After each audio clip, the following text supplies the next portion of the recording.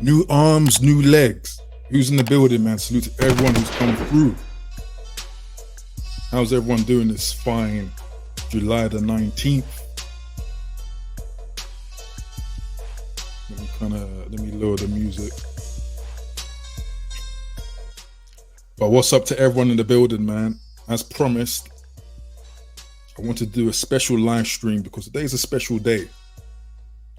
But I used to do these streams called What's on Your Mind, player? You know, so basically just chopping it, you know, sitting down, seeing what's up, how's everyone doing? You know, and I just kind of want to rekindle that a little bit, you know? So this is basically a stream where there's no real topic. We can discuss anything that you guys in the chat want to bring up. You can come up onto the panel and discuss anything you want to discuss. We can go however long it takes. We can do this the hard way. We can do this the easy way. This is therapy, yeah? I'm joking.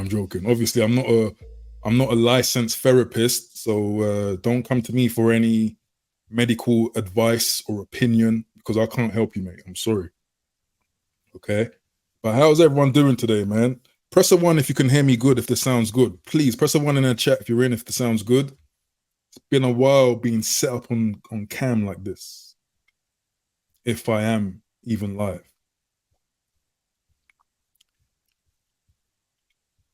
So the name of the stream, what's on your mind, big fella? You know, but I do see Manchester Blue in the building. Salute to you. Good to see you in the building. And I do see Mr. Strider in the building. Good to see you, bro. Appreciate your support over the days. Moonshine99, good to see you in the building, definitely. J.O. talks to the building. Yeah, man, I have that kind of quirky humor sometimes, man. I don't mean to be offensive. But yeah, we can do this the hard way. We can do this the easy way. It's not even a funny topic, man. It's not a funny topic, but salute to JM Talks channel in the building, man. Good to have you, man. Good to have you. Who else? Okay, I see the ones. Perfect. Okay, everyone can hear. Awesome. So I know it's late. I know it's midweek. But I just kind of want to touch base with the audience, you know? Kind of want to be here if you need, you know, some support. Obviously not as some sort of leader, not as a role model, but just as a portal to discuss things that are on the mind that aren't associated with a particular topic, right? To be honest with you, I'm not really good at, normally, you might not even notice, but when I do a live stream, there's always like bullet points that I kind of follow. And without bullet points, I go crazy, or I go, you know, I'm a note-taking type of guy, you know. So it's quite strange to do streams without that. So this is literally open-ended, online account. Salute to you in the building, man. Salute, online account. I think you asked me a few days ago to discuss something. I don't remember what that is. But salute to online account, man, because he always comes through with those gigantic messages, man. Thorough, in depth, you know, with the analysis, do you know what I mean? But hey, man, I wanted to ask this main question, though, because as I said, I did the streams like this back in the pandemic days, right? But I want to ask, man, have people fully recovered from the pandemic? You know, have people actually fully mentally recovered from the pandemic? Because it's like, it's not too long ago, but it's like, it's just so dead now, right? No one talks about it. And we have obviously been affected by it, right? And I think, I don't know, as an analytical person, I can kind of see that people are still suffering from it in some ways, you know? I think people still haven't shaken off that aloofness, you know, wanted to stay in, you know, find it difficult to actually socialize or to get out there, quote unquote. know. So I just wonder if we've actually just processed everything. You know what I mean? Moonshine99 says, I don't think so. You don't think we have fully recovered?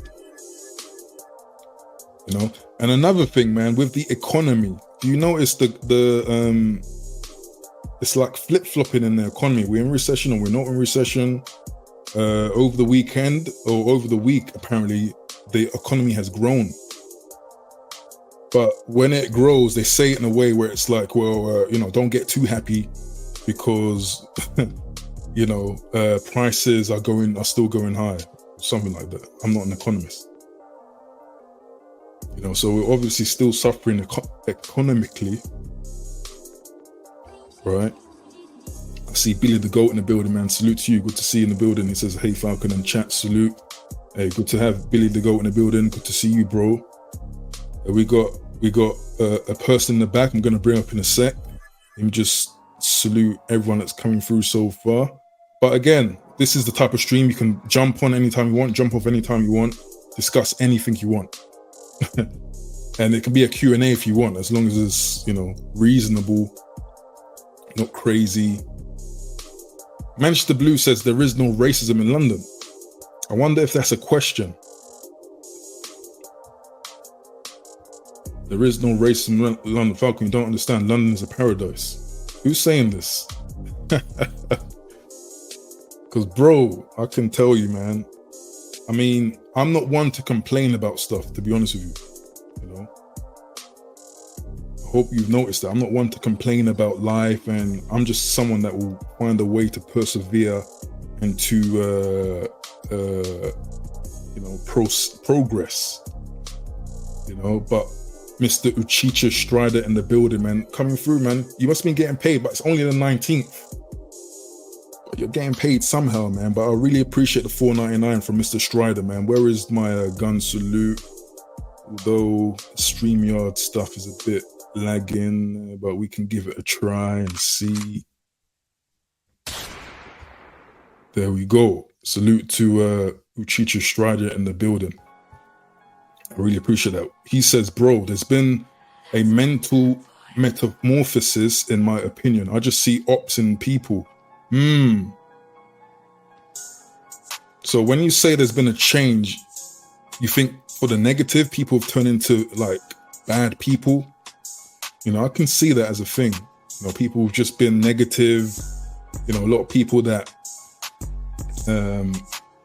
don't even believe the thing was the thing. You know, I don't want to get too deep into that, but yeah, I can see that, you know. But when you say you just see ops in people, are you saying that generally speaking, you just think of people in a negative light? You know? But I appreciate the support, man. I'm trying to, let's answer this question, man. Gerald Ola, man, always with the private questions coming in, man. But yes, it's my birthday today. I'm 37 today. 37 years old. Okay? 37. It's strange to say it, but it is what it is. I don't know if I look it, but, you know, I'm thankful for another year. I can't complain. It's been good, you know. And that's another thing with the pandemic, right? It's like we've probably lost, in terms of experiences, like 1.5 years, you know, maybe 2 years, right? You know what I mean? It's like the whole lockdown situation has just, it held back a lot of life. So we're reaching certain ages and we probably don't feel like, you know, we don't feel like it, you know what I mean? Hey, Marathon continues. I appreciate it, man. Salute to you. Good to see you in the building. Moonshine99 says, all those businesses and jobs that were lost, plus loss of life from the jab, then Boris and his lies party and everyone was stuck inside. It's a lot to recover from. Yeah, absolutely, man. Absolutely. A lot of grimy stuff been happening. And definitely, for sure, a lot of loss of life. As you guys know, I lost my stepfather back in 2020, right at the beginning in March. You know, and that changed the dynamic in some way. You know, the family dynamic. But yeah, it's a weird time. We're like post lockdown and stuff like that. Who thinks that those lockdowns can happen again for whatever reason? Because some people think that it was a trial for something a bit more bigger. Okay, Crimson Nebula is correcting me. Uchiha. Yeah, okay. Uchiha, yeah, it makes sense. It looks like it. Uchiha. What anime is that from? Because I know that is that Naruto? I've never watched Naruto, man. I've never watched Naruto. Let me bring on Brother JM in the back, but let me quickly read out some of your messages, and then and again, anyone wants to come up, feel free to. We can talk about anything you want. This is a rare thing because again, I don't really do the unhinged type of streams, but hey, online account, I appreciate that. It says, "Oh yeah, happy birthday again." I appreciate that, bro. Appreciate that. Manchester Blue says, Falcon, is interracial dating still taboo? I think it is low key. That's an interesting question. I think it will always be taboo, to be honest. I can't think of a situation or a time where it won't, particularly after, European history, with the empire and the, the scientific racism. I think there'll always be stigma, even in so-called melting pots like Brazil. There's stigma, right? A lot of, same old kind of prejudice thinking is everywhere. So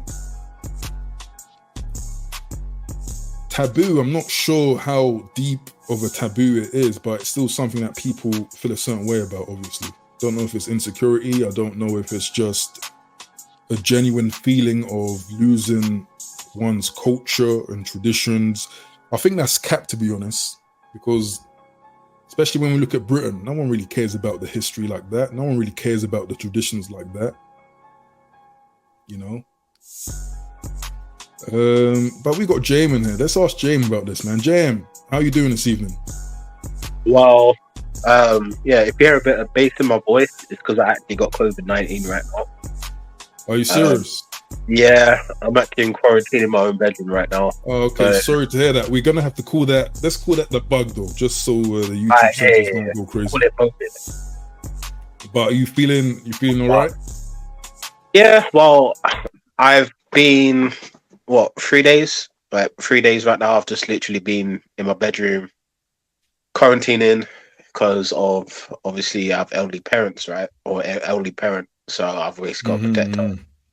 That makes sense. So besides that, I'm just chilling, just trying to find a way to be productive, even though I'm just in quarantine. But what I will say I want to ask you something, Jem, first of all, actually. Like something I've been pressing to ask. I've been meaning to ask. Like, as someone who has autism, you've declared this many times. Do you feel like there is enough support in general, not just for Black people, but in general? Do you feel like society has the support systems for autism? Do you think that the research and stuff has advanced and, the awareness and understanding is there? I will say, for an autistic person, this is the best country in the world regarding that. Easily. The reason why is I've spoken to people from other countries like United States, certain places in Africa, Ghana. I was actually when I was doing autism stuff, I was actually meant to go to Ghana, but I actually rejected the... Oh, really? Yeah. But I didn't go because I just wasn't feeling it.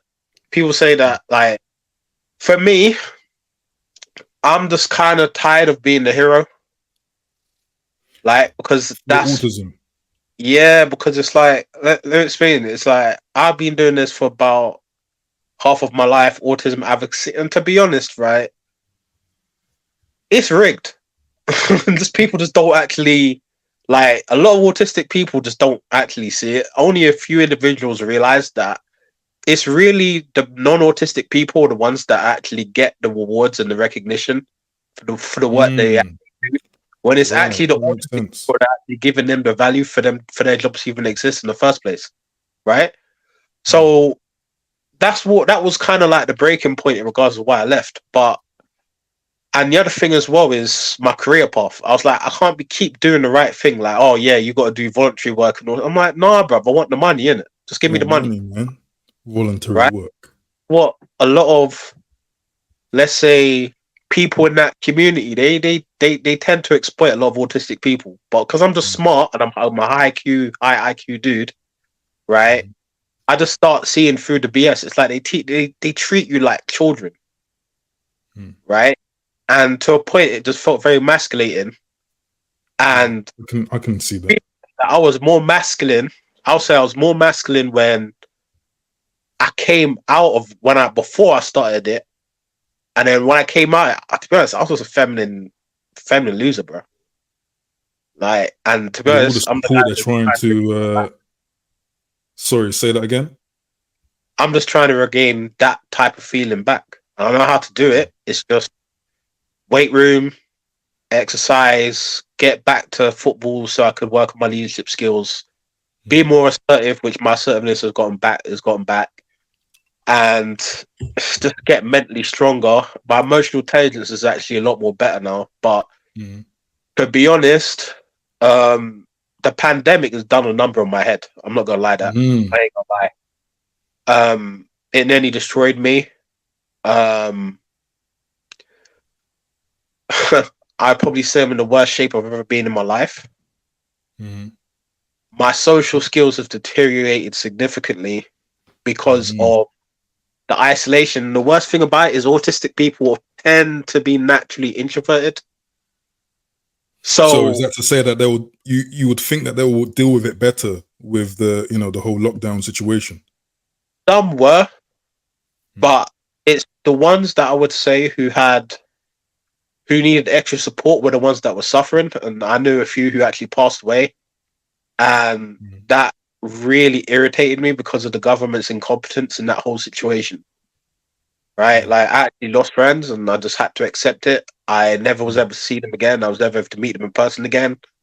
And that was very hard to take, knowing that even though I had all the answers, I had all the solutions regarding autism, right? And actually helping autistic people, it was like the pandemic was there and I felt absolutely powerless. And that there was a hard one to take. And knowing that, yeah, you have all these solutions, you have a great mind, all that stuff, but it's useless now because you're stuck indoors, you can't do shit about it. Mm. That's just Hey, really for it, real. Hey, for right? real. Yeah, man. I think for some weird reason we haven't had the space to discuss the after effects of the pandemic, but I still think it's really there. People are trying to kind of just act normal, but you can't really act normal, man. I just want to quickly shout out this super chat before I forget, man. Uchita, you came on, but I think it said your device wasn't connected previously, yeah. So you might have a little problem there. But salute to MJA 2873, man. I really appreciate the super chat, bro.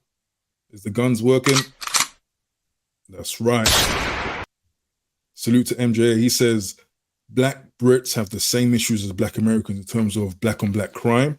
Oh, that's the question. He's saying, do Black Brits have the same issues as Black Americans in terms of black on black crime?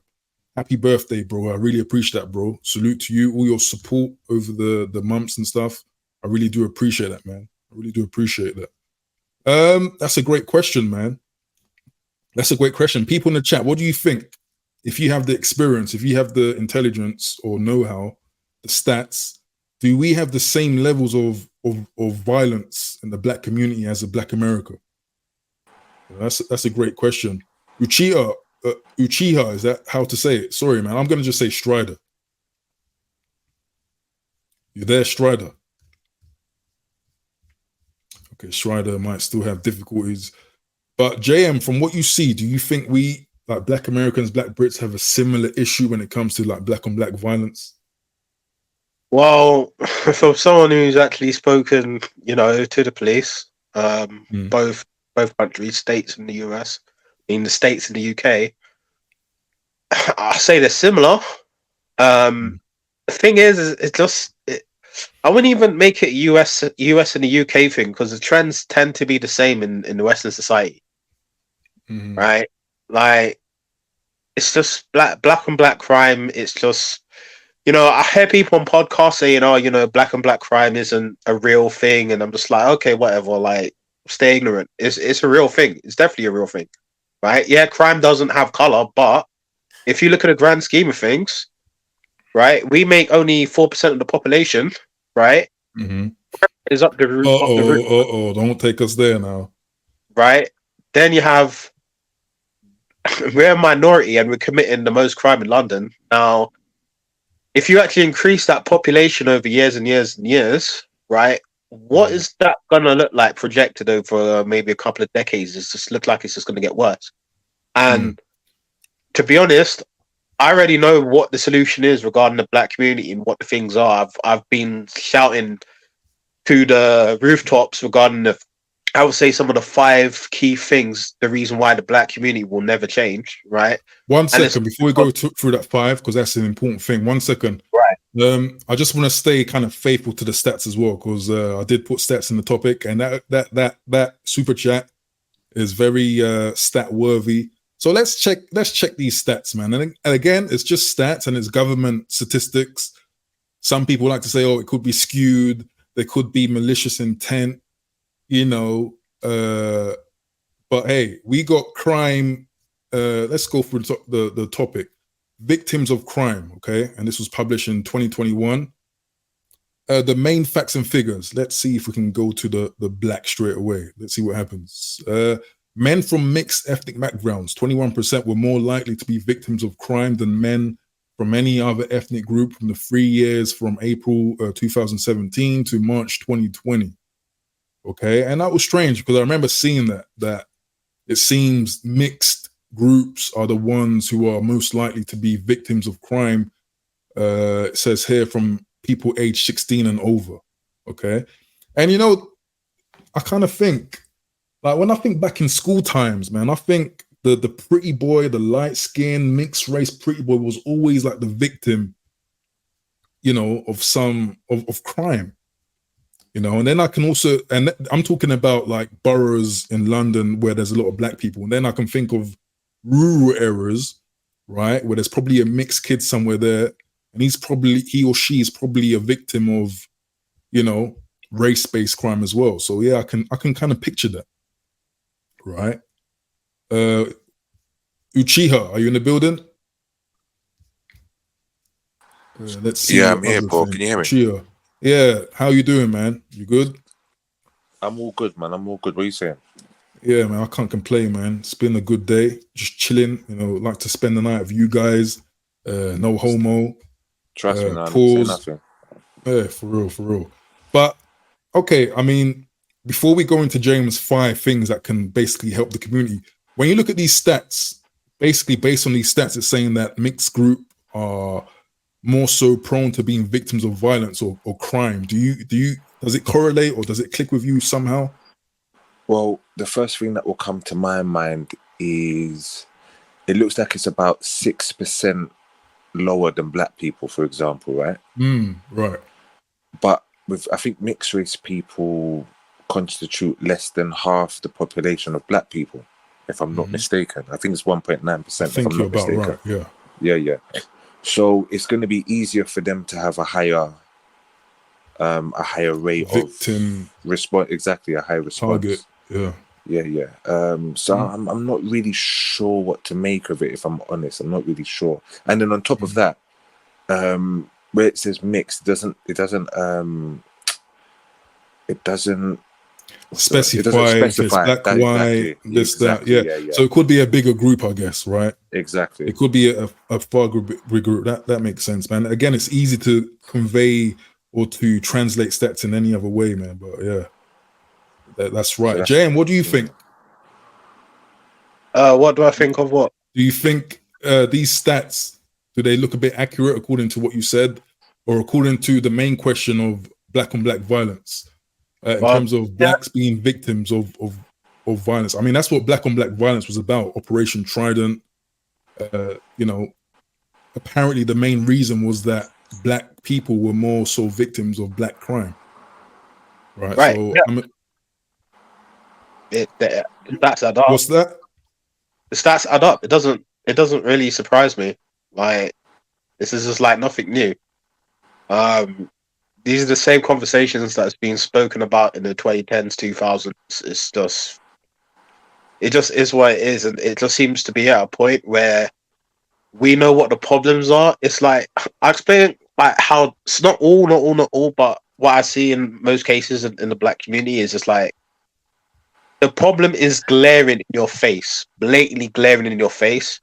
But it's like you just want to cut corners. It's like, okay, it's black on black crime. Now let's just worry about representation on television. All right.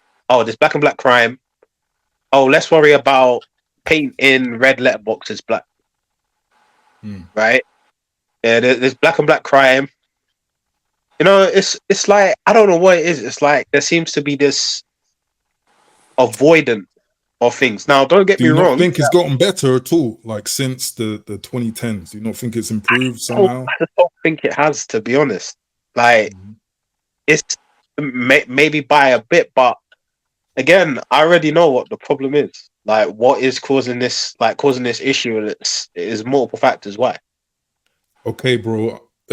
I think it's time to go down through your 5 reasons why. Was it the 5 reasons or like the 5 kind of? I'll say the 5 main reasons why. Right, black communities in the state it is now. Right, considering I have done the field work, I've been in these communities, North London, up in South Battersea, some of the most impoverished areas. Right, and the trends I start to see. Right.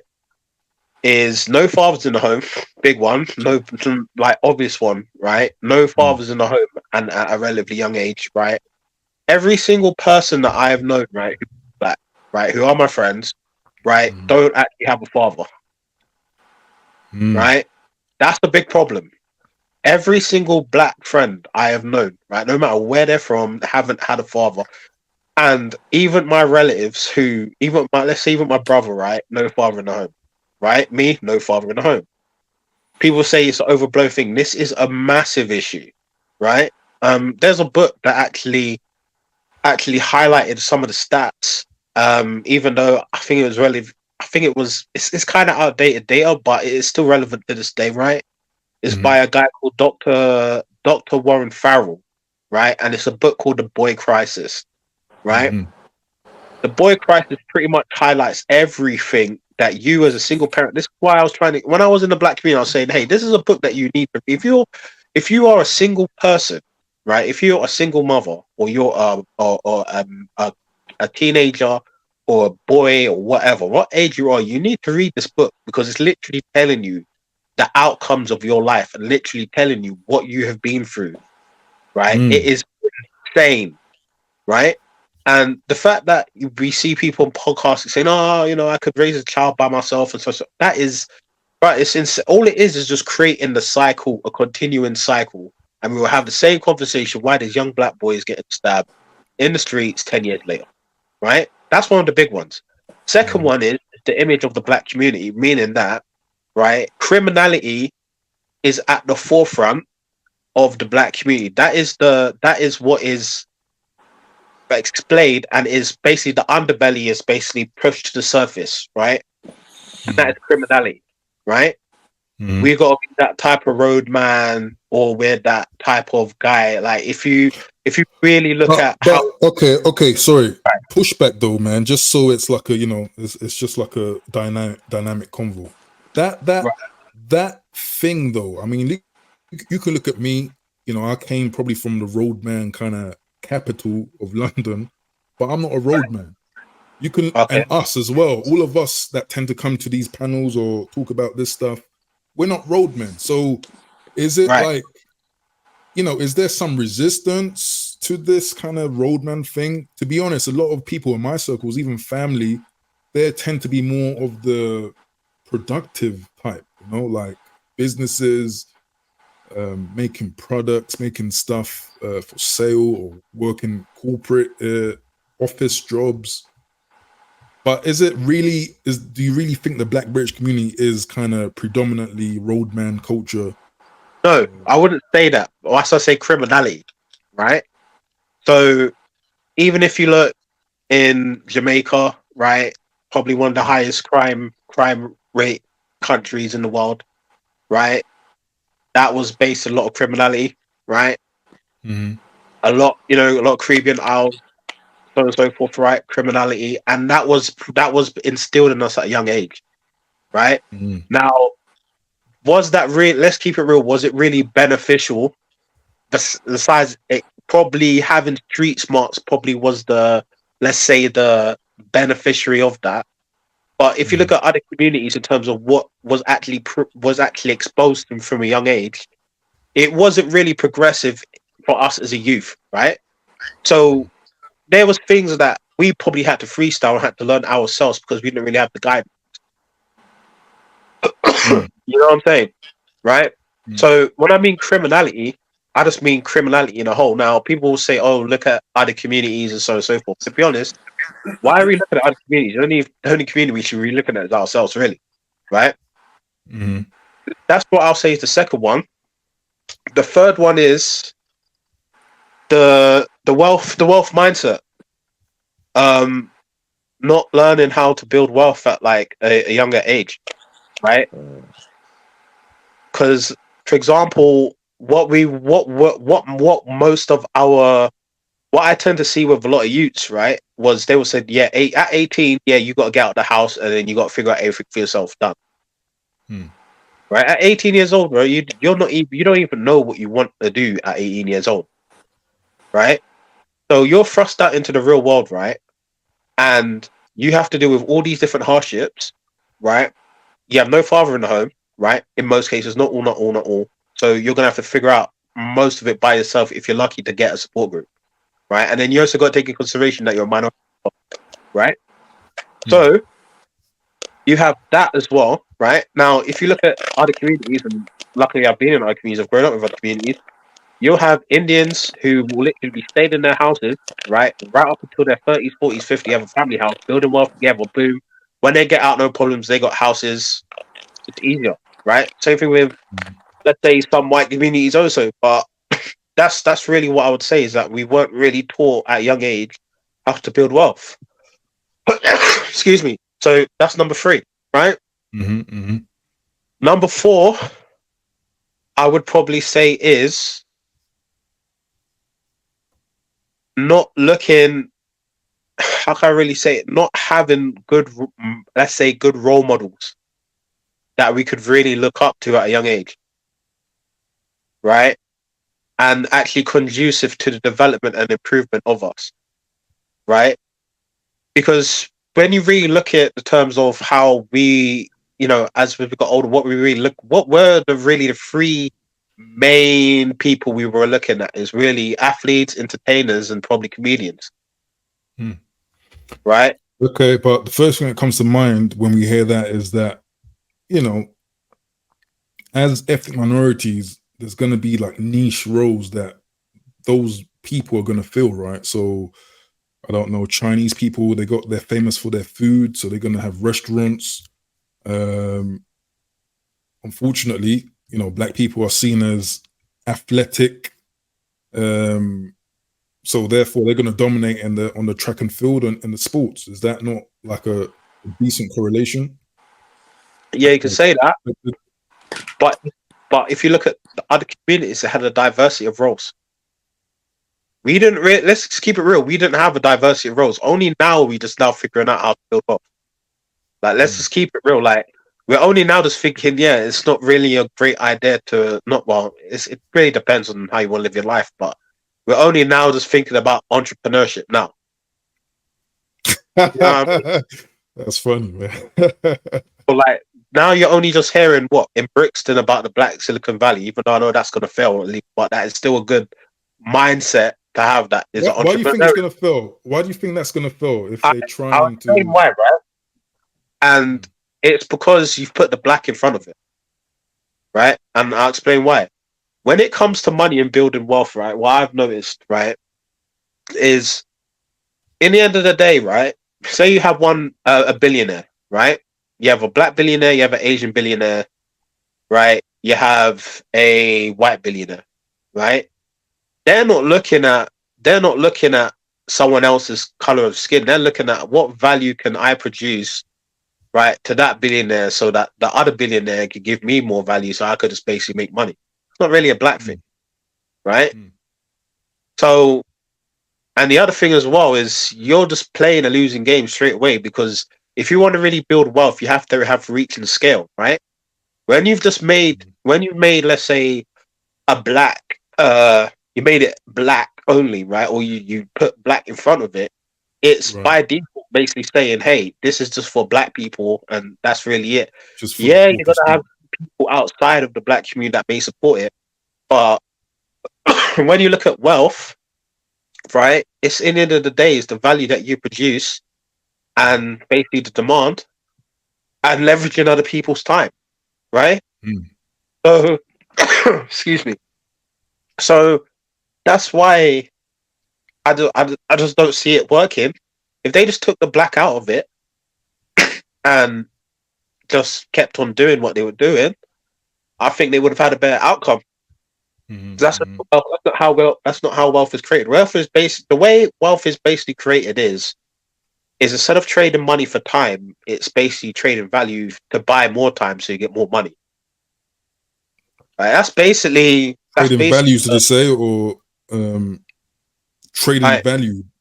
right. Trading value, right? Trading value so you have more time. Right? That's really how you build wealth. It's basically backwards. You're trading like, for example, a 9 to 5 job, right? You're working 9 to 5, you have a salary cap, right? Mhm, So the spend on your skill set, you're capped to that amount of money you make. So with mhm, wealth, it's really dependent on how much value you can create, right? And how much time you can leverage. That's why everyone is online, creating online courses, because it saves more time. As they say, time makes more money, mhm, mhm. right? So that's why I just look, when I look at it, I just look, I fail, it will fail. Look, I'm a basic person in business. I'm not one of these massive gurus. And Mhm. if you look at, I'll give you another guy who's black, right, who is doing well. Guy's called Stephen Bartlett, right? If you know who Stephen Bartlett is, he's part of Dragon's Den. He's an entrepreneur. Mhm. No race at all. Guy's just giving out the best value he can make so he can make the most money. Race had no part of the equation. Mhm. And Oh that's yeah, I what, remember this guy. He's like the soft-spoken type of guy. yeah, the guy from Botswana, Uh, right? right. He has multiple guests on there because in the end of the day, the color isn't the main color that actually matters is the color green, not the color black. Mhm, mhm, mhm. That's Okay, really it. fair point. Fair point. What's the fifth? The fifth issue that we kind of have as a group, in your opinion? Fifth one is healthy relationships. Mm. Uh, can't seem to have healthy relationships, right? Are Black we women are and we black men, talking romantic? Okay, romantic relationships. romantic friendships is okay if you have black friends, but on a romantic level, all you got to do is look at the interracial dating. Yes, I understand that there's 80% of a predominantly white area, and yeah, interracial dating is going to happen. But Mhm, if you look at, say, South Asian, they tend to marry their own in most cases, right? So to keep the culture intact. In certain cases, like Chinese culture is very insular, right? mhm, So when you have when you don't have healthy relationships and you don't see healthy relationships, then there's a lesser inclination of someone actually getting married. Because if you don't actually see healthy relationships and you don't see actual blueprint, right, of an actual healthy relationship, then you may be inclined to think, what's the point of me getting into a relationship? What's the point of me getting married? And so on and so forth. Because a two income household is better than a one income household, and it also has a lot more better, let's say, positive effects on the children also, mhm. right? Absolutely. Because when I look out in my entire life, I don't really see any healthy black relationships. I've only think of one, and that's someone I just don't even actually know, and he's like a famous bodybuilder, and the two actual healthy relationships, right, because he deemed healthy, are not even black, and that's over a whole lifespan of my life, Mhm. right? And another healthy relationship I see, who I don't know actually personally, is probably KB Jones. Mm. For real, yeah. You know what I That mean? is I don't probably the see only it that. channel with man and wife like doing stuff together. You know what I mean? Where do you see that in the UK, bro? Mm. Like, give it real. It's what it's about. It's just like it's hedonism. Yeah, it's about man having this amount of money. Yeah, let me smash this chick, bad B, all of that jazz. Mm. Uchiha, your connection, I think it's kind of flaky, so you might drop off sometimes. It's not me doing that, just so you know. Do you know what it is? Yeah. What's If up? I've been like waiting for like 5 minutes, the line It- starts crackling, so I got to lock off, come back Hey, in. sorry, man. It's just one of them streams where we're just, No, it's we're not just you. chopping it up. I think it's my side because it always happens to me, and it doesn't seem to happen to anyone else. Oh. Yeah. Okay, but JM kind of wrapped things up with his 5, man. Do you have anything to say about that, or anything you want to just say? What's on your mind in terms of Black British or anything really?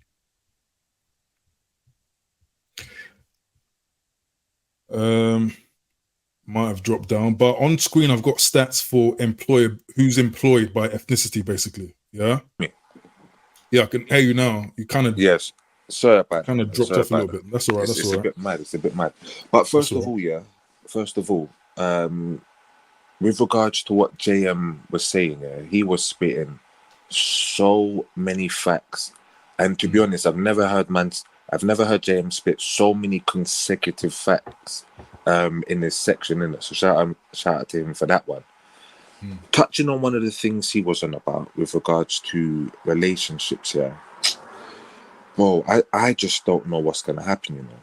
Like I really just can't see how things, because I remember back when, and bear with me on this one, back when my mind was in the matrix, in the sense that I wanted the white picket fence, wife, 2 kids, etc., etc. Why do you think that's the Matrix? Why would you call Good that? question. Is that a Good question. negative? Are those negative things Absolutely. that? Absolutely, bro. I think everything that's matrix is negative, and it's not exactly the truth. So for example, now I'm not trying to get religious on this, yeah, because I know people have different beliefs, but bear with me, please, innit? So as I've said before, I'm a sinner in it. I'm not perfect in it, but I still believe in the word, etc., etc. Now, up until not that long ago, relationships came about whereby a serious man would approach his interests father and go from there. Even the 12 tribes of Israel started from that with Isaac, I believe it was. No, sorry, Jacob. Jacob went to one guy, his name begins with L, I think. And Jacob got 2 wives from him and their 2 handmaids, in it. Yeah, that was normal and natural. But society has taught us, especially in the West, that it's one man, one woman. And when you look at the stats of things, for example, when you look over lockdown, when apparently there was like a spike in divorces, a spike in breakdowns in relationships, despite the fact that they were spending more time with people they were supposedly in love with. It leads me to think that it's actually, to a degree, an unnatural situation. And that's why I think it's Matrix, because I believe it's the Matrix that has told us that this is how it should be. Do you see what I mean? Now, going back to one of the things JM was saying about relationships now, you know, like all over YouTube, all over the algorithm, not too long ago, there was the woman who said about she would go with the guy if he owned the bus, but not the bus driver. Do you know the woman I'm talking about? Vaguely, but I get the talking point. I hear that quite a Okay. bit. Okay. Well, that same woman recently, I think it was on one of Coach Greg's streams. She was literally promoting to women to go and buy sperm, like black sperm, and just freeze it in it, in order so that they could just like have their kids and just be single mums by choice. Yeah. All right. For me personally, now earlier in the stream you were talking about how it's not even payday, but whatever. To the glory of God, I'm up north now, innit? I'm trying to do a property thing, innit? It's all passive income. Good to hear. Like, it's passive income, thank God, innit? Yeah. Now, there was one girl I used to see, gorgeous black girl, yeah, I used to see now. Now, she was telling me how, because she was like getting on in years, she was saying how she wanted to go and freeze her eggs. Going to get a sperm donor. And I asked her how much all this cost, and she was telling me 15 grand. So I said to her, wow, instead of you spending the 15 grand, yeah, how about I take 4 grand, you take 4 grand, we get a yard together, and we use the passive income for this yard to look after a kid that you and I have together. Like my girl said, no, she'd prefer to go get the sperm donor thing. All in all, what I'm trying to say is, with regards to relationships between black men and women, now it's not all of them, because obviously, as my man said, KB Jones and what have you, obviously Kings and Queens talks about his lovely black women, you get me? So it can happen, but I just really think that the way the Matrix has programmed these women to think, yeah, I just think it's almost impossible, you know, like almost impossible. And that's just do you think the Matrix has also affected men as well? Or do you think that men are just responding to the effect that it has had on the women? Brilliant question. Now, I think it's the latter. Now, one thing women will complain about men, for example, is that men are dogs, innit? Like, what have you? Men are dogs, for example. But, and when they say men are dogs, they basically mean that men are going around, that they will just go around sleep with anyone and everybody, innit? Now, the mad thing is, in some belief systems, bro, not the sleep, not the pump and dump thing, no, not that. 2, 3 women with whom you're building your own clan and your own community, and you love them all equally. That's natural and normal, isn't it? So I beg your pardon. It's not that it's normal, because the Matrix has told us otherwise, but it's natural. And it's even condoned in the Bible. It's condoned in other religious texts as well. Okay, can I give a quick pushback to that, Strider? Just of course, go on. I am a product of that kind of union. Okay, my father was a very well-known chief. He was a rich man, right? He had many wives, and he had 15 kids. Okay.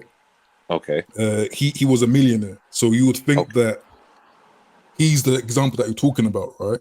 But you know, he unfortunately passed away about 10 years ago, and one of his dying wishes was that he would want to be closer to his kids. Okay. He really had a great mistrust, because back then over in Nigeria as well, there's like, you know, there's a lot of corruption, right? So they're trying to take money from him. I send letters and stuff, and they edit the letters and send it to him to try to filter money and stuff like that. There's a lot of mistrust, right? So like, for me, hearing the way he was when he was about to pass away, you know, about to pass on, he wished he had more trust. He wished he had his family all together. There was no malice, or there was no division, you know. He really wanted, it sounded like he wanted basically a smaller family. He wanted what we call the Western lifestyle, you know, the one woman, 2, 3 kids or whatever, you know what I mean? So, I mean, obviously my example is not the underlying example, but I'm just saying that as someone who has experienced that, there are major flaws to that way of doing things, right? There are major flaws of that. And then when it comes to inheritance, right, it has to go so many ways, it seems meaningless. You know what I mean? So do you take that into consideration when it's not to kind of like down that method, because, you know, we can edit ways, manipulate ways to make it effective and efficient, but because I've had that experience, I've seen my old man die like that. For me, I'm the opposite now. I don't think that is of benefit. Having Can you hear me? just many people around you and the trust issues will be there. You know what I mean? But that's just my experience. I think Uchicha might have. You still there, bro? Yes, I think his thing is messed up Under again. the things. Yeah. What do you take from that, James? Like, do you think that the polygyny route, is that something that will help the kind of situation and stuff like that? I don't think it helped. Mm.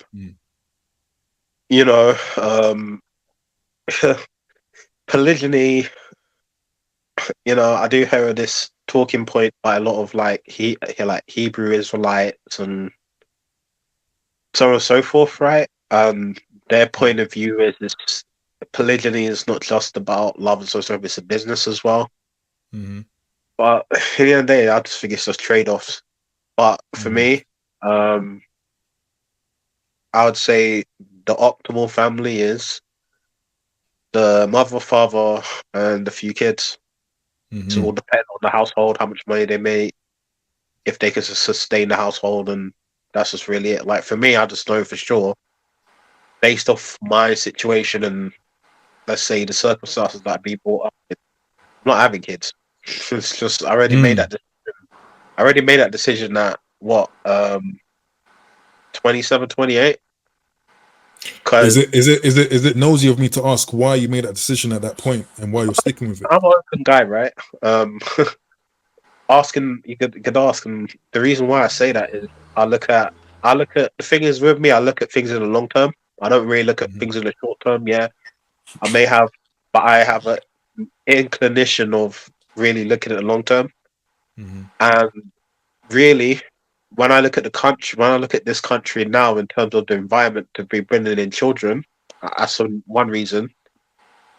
Another reason is the circumstances that have been brought up. Since I have Asperger's syndrome, right? Autism, and autism ADHD, right?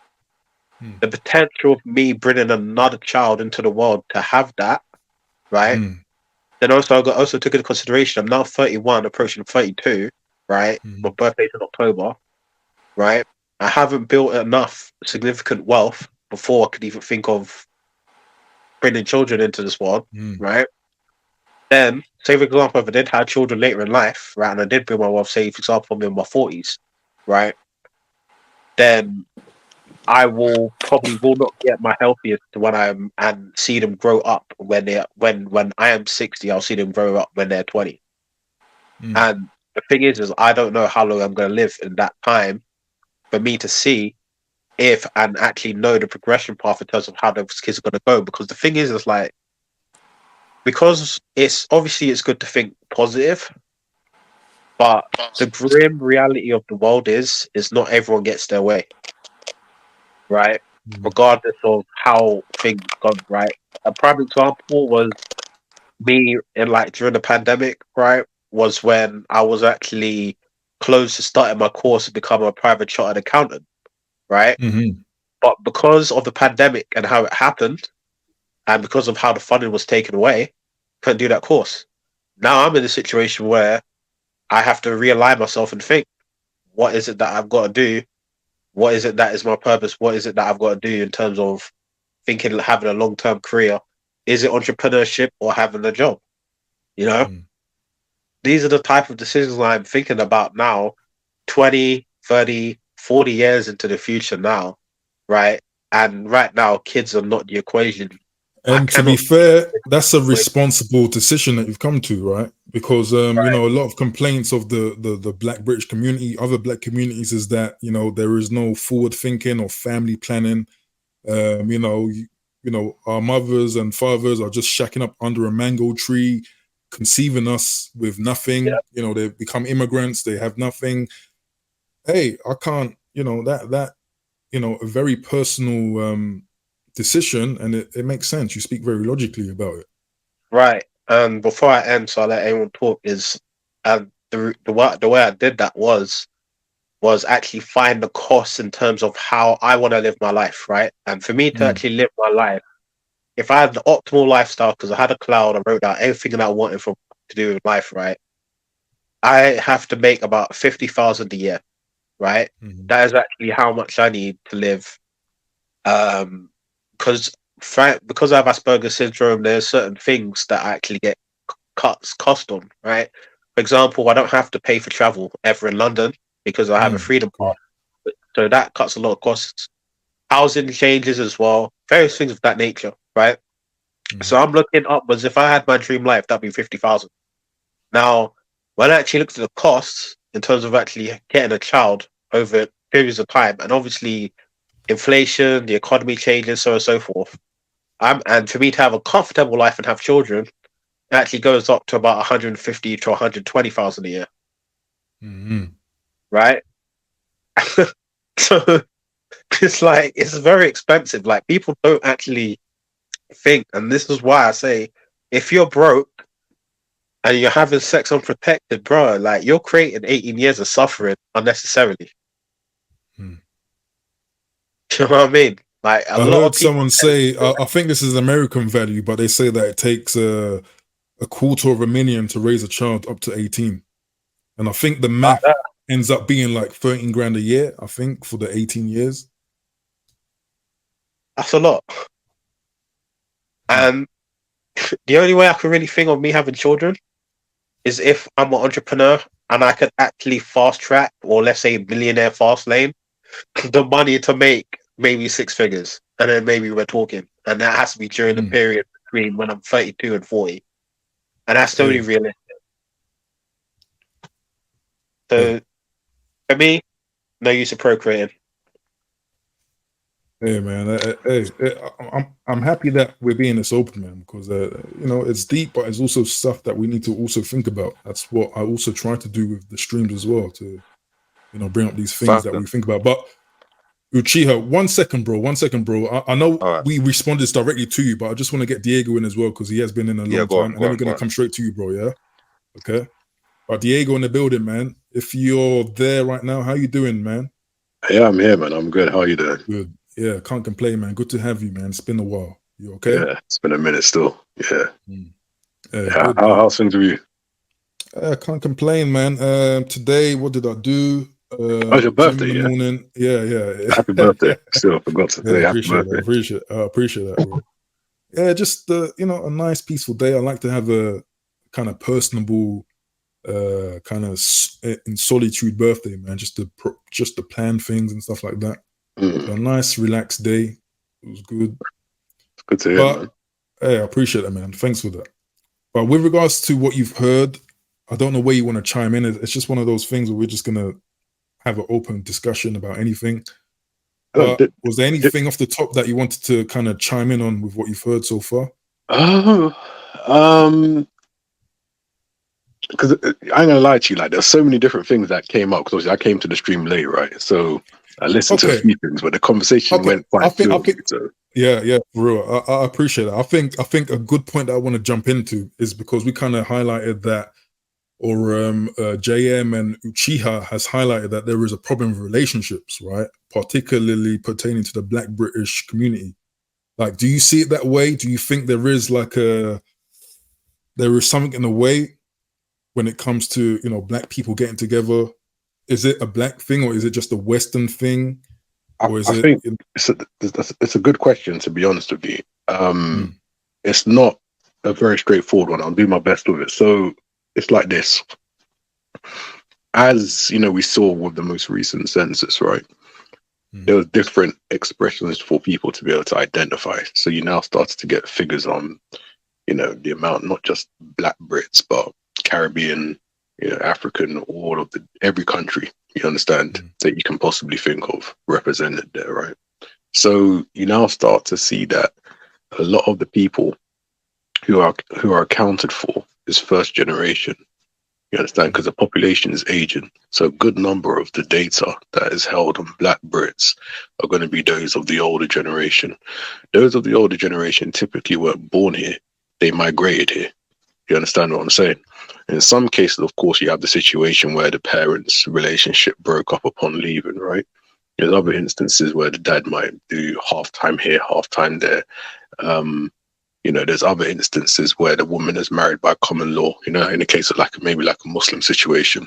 But on paper, in order to harness resources, she'll count as a single parent. So once you account for all those different factors, then you can see why the data on whether it's cohabitation or on marriage rates is what it is. You understand? So to kind of group it as black is perhaps problematic, because the easiest gauge you'll get as to the state of black relationship dynamics here is from the millennials to a certain extent, and I'd say with the Gen Zs. I think that will shed more light. I don't think the bulk, at least half of the data that's held as particularly relevant. Do you get my point? So the thing is, the whole black British identity hasn't congealed to the point that there's a shared consciousness, and thereby, certain standards of relationships that are very much pro-family. You understand?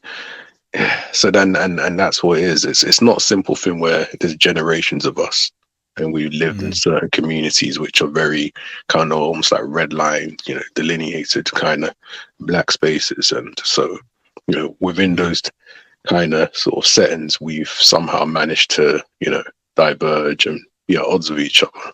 No, the situation, to use the decentralized word, if you're going to sort of look at the different groups of black people, at best it's a decentralized black community. So, and that's not necessarily any one person's fault. Some of these kind of like labels were kind of shoehorned into. They kind of like literally like they literally conceal the great kind of like diversity and that we have among ourselves. Right. Do you understand? Right. Yeah. So yeah, I don't know. I hope that's helpful, but yeah. Yeah, it is. It is. You've raised it all the time, and it's something that, again, if without this type of consciousness, people don't normally think about out in the streets. People just say, "Oh, you're black, we're black.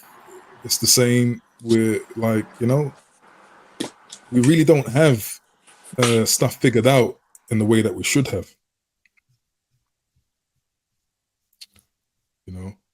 Uchiha, I think if you want to chime in, feel free to, bro. If the device is okay. But again, salute to everyone in the building, man. This was just supposed to be a chill session. What's on your mind? This is quote unquote therapy. Talk your stuff. Who's in the building? Links are in the chat, also in the description if you want to jump up. Uchiha, I think you're muted if you don't know. I've unmuted you. It's not letting me unmute you. I think you've muted yourself, so I'll just wait for you. Okay, Uchiha's gone. JM, following your kind of point that you left, man, I want to ask this, because this is, again, it might be a taboo thing, but what you said is basically kind of like it's kind of like eugenics in a way. It's like, establishing whether or not you are basically fit to have a family. And then, if it is clear that you aren't, then people won't. I think the prevailing idea today, or the mentality, is that it's everyone's right to just, have a family. Like, do you think then eugenics is something that, and obviously it's a complex thing to kind of bring up, but some form of qualification that you have to take before you can birth kids? Do you think that is something that will do good in the community? This is a very controversial take, but I'm going to say yeah. And I'll explain why. I think some people just shouldn't be procreating. Point blank, period. It may sound messed up. Yeah, I understand your body, your choice. But the thing is you've got to be responsible, right? Because I've looked at the grand scheme of things, right? If say I'm 31 years old, right? Currently broke, right? Trying to find a way to basically make money, right? And in a long term, right? Because autistic people will have a problem with keeping long term income, right? So I mean, think about business or a job, right? Currently overweight, right? Losing weight right now. We've lost about 50 pounds, but I have to lose more, right? Then I would also say, and also I'm living with my mum, right? So those are three big hits, right? Say, for example, I do now going deal with some chick, right? Go and get her pregnant. Believe me, I'm gonna suffer, bro, and that kid's gonna suffer as well. You understand, right? But based on what you said, then you'll qualify for a lot of the programs that will support you and your potential kid, though. Yes, but the thing is I don't want that. If I was to have kids, I wouldn't want that instilled in my kids' mindset that, hey, look, daddy government is gonna come and help you, right? That if I had children, right, and this was the same mindset I had, was I honestly do not like having these programs. It feels very oppressive. It feels very emasculating, because I know about having an intelligent mind, an intelligent dude, but the way the world is set up for autistic people is very difficult. That's why you have, right, a lot of these very intelligent autistic people who I would say, in my opinion, the best bet is really to build a business, which I'm in the process of probably doing, right, is about what? Only 22% of autistic people are actually in full-time employment, right? And about 78, and most of the 78 are out of full-time employment, right? And most of autistic people have actually graduated from university or basically college, done a level 3, or have basically completed college. So it's not an academic So problem. they have the qualifications, they have the intelligence, they have the skill. I have it too, right? I have level 3 in personal training, level 3 in creative media, level 3 in various things, right? And it's just how our brains is wired. And what new findings are starting to find out is that it is probably best if an autistic individual basically builds their own business, right? So when I really look at the long term of things, I think, yeah, some people shouldn't be procreating, because what it does is it actually creates a problem for the black community, where you're basically just perpetuating the cycle, right? When you hear like, for example, like on podcasts, even like, because I watch sometimes King Richards's podcast sometimes, right? Really good point reference. When I hear some of these, let's say, modern women, so-called modern women, right, saying that, I'd rather raise a child by themselves. Immediately, I look at the point of view, and I actually look at that, or I actually look at myself. I actually look at the kid, right, through my own eyes, and understand that I'm going to go through another struggle again, most likely, depending on what the mother does, right? So you've created another struggle for an unnecessary struggle for a kid, right? Because you have now they made that decision that, I don't need a father, right?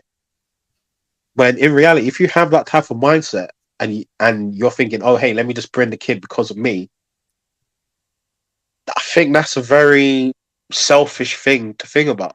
And then another thing as well is having children, like women having children later in life, right? For example, you hear what Naomi Campbell being celebrated that she had a child at 52, right? And what a lot of people don't understand is when women have their children older, yes, I know about the men's side as well, about sperm quality and gene expression, all that stuff, right? But when you have a child later in life, he is more susceptible to things like Down syndrome, autism, ADHD, and various neurodiverse situations, right? A lot of people in the black community don't want to admit, right? But I always seem to see this correlation of older women having children, and they tend to be having autism and Asperger's syndrome in the autistic community. And I've been in it too. But they don't, but it's all deflection. Oh, it's another factor. No. Because when I look at other people having their children at younger ages, yeah, genetics probably plays a role too. they're completely fine, right? And obviously, I know causation is not, correlation is not always causation, but that correlation looks very, very strong. Mhm, Because mhm. whenever I was in these community Zoom meetings and I see the mothers, they are older, and then when I ask how old were their children, immediately see red flags. Mm. There was another. What's the actor who had a kid? He's a famous, like, I think he's Italian American and does those gangster films. Al Pacino, Yeah, did he have a kid at yeah, a like child at age? 83. I think that was selfish. Yeah. It's his choice, it's his body, but it's like the kid is not even going to grow up to see his father. If you've already put him in a situation, single parent household again, most likely, people will say, "Oh, he's got a whole bunch of money," and so on and so forth. There are certain things in life money cannot buy, Hmm. right? And one of those things is male leadership, right? From your biological father, you can't buy that. Hmm. Hmm. Absolutely, So absolutely, man. that's what is up. Hmm. Skip your ads so you don't earn anything from it. Someone out here saying, "Bro, you banned me. I don't know who you are. If you came here trying to troll me on the back, yeah, I banned you if you're doing some goofy stuff like that." Man, so many weirdos on the internet. Like, fucking hell. But Uchiha, man, sorry, we answered your original question about, we were talking about polygyny That's right. and multiple, like, yeah. If you remember where you were, I know it kind of went dynamic and Yeah. So, so you were saying that you are a product of that type of relationship as well, right? right. So that's I'm of Nigerian descent as well, and my mum, her dad had 35 wives, and she's one of 170. Okay, I know it sounds Mm. cappy, but it's what she's always told us, and my grandma corroborated it as well. Yeah, all right.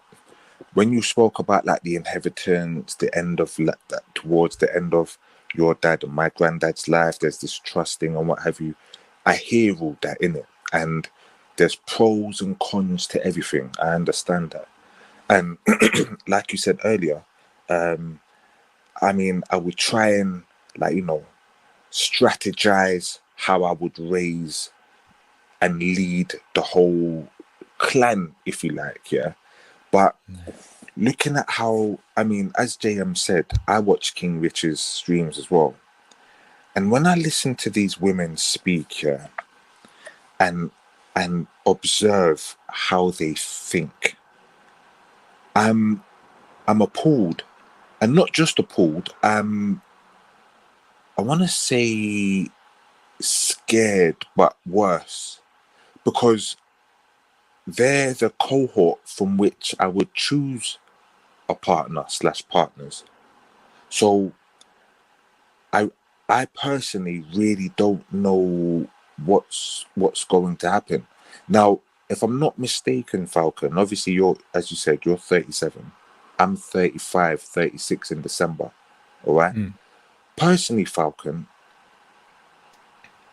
from what I understand, you don't have any children. I think you've said before you want children, if I'm not mistaken. How are you personally gonna go about things? How do you envisage your future with children panning out, if you like? Me personally, in my situation, it's I don't have an issue in terms of finances or in terms of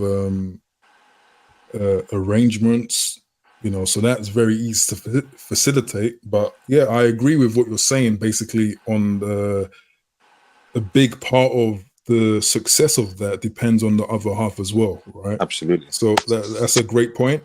And of course, all these streams about modern women, and we hear what they say. But I think a big thing that we need to think about is that all these shows are obviously for the views and for the shock factor, right?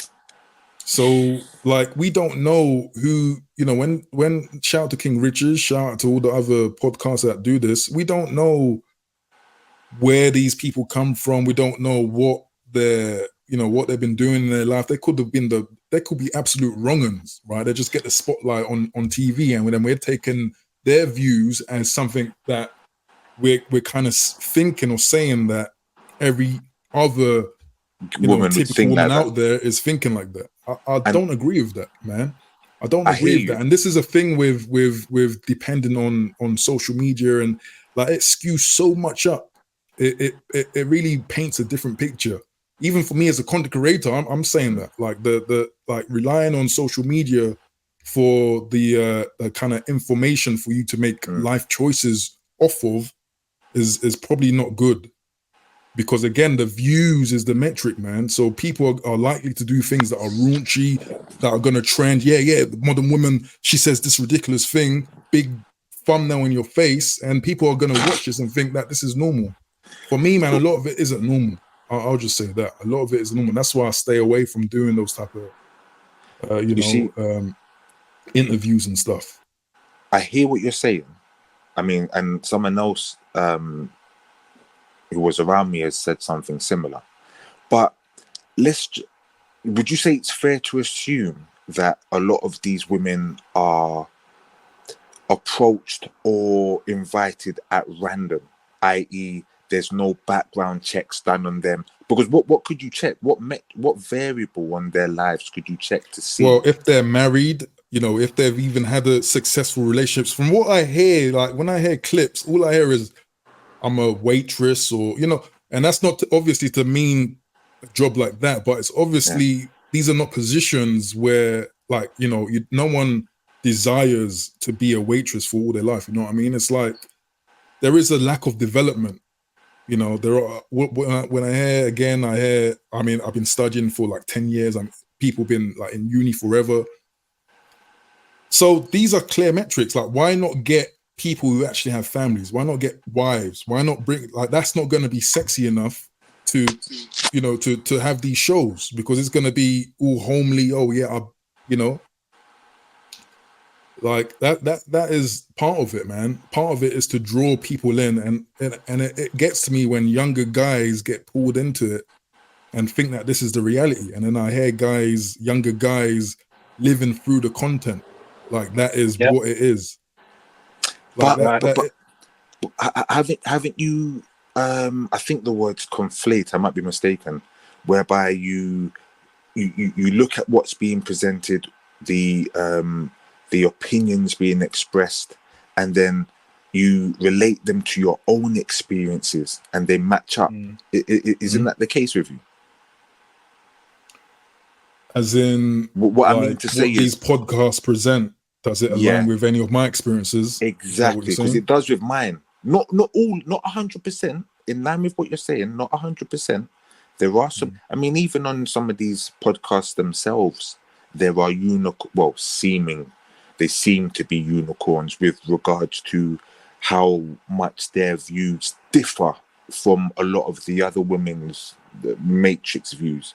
So they do exist. But do your experiences not relate to some of what these women are saying?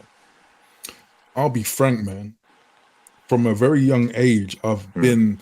I come from the ends. Like I've been doing stuff, grimy stuff, as a teen, even before teens, right? But when I kind of left the area and I'm going to uni and stuff, I've consciously avoided the type of ratchet type of, a certain type of chick. So from my personal experience, from the early 20s, I've always been dealing with certain people of a certain stature, and that's been a consistent theme, right? And like for me, I'm just I'm a patient person. I'm more about quality over quantity. I'm not. I don't value the sleeping around, different tastes and all of that. I'm willing to wait for a good person to have an experience with, right? So, to be honest with you, I know it might even sound like maybe even duplicitous. I don't relate to a lot of the podcasts.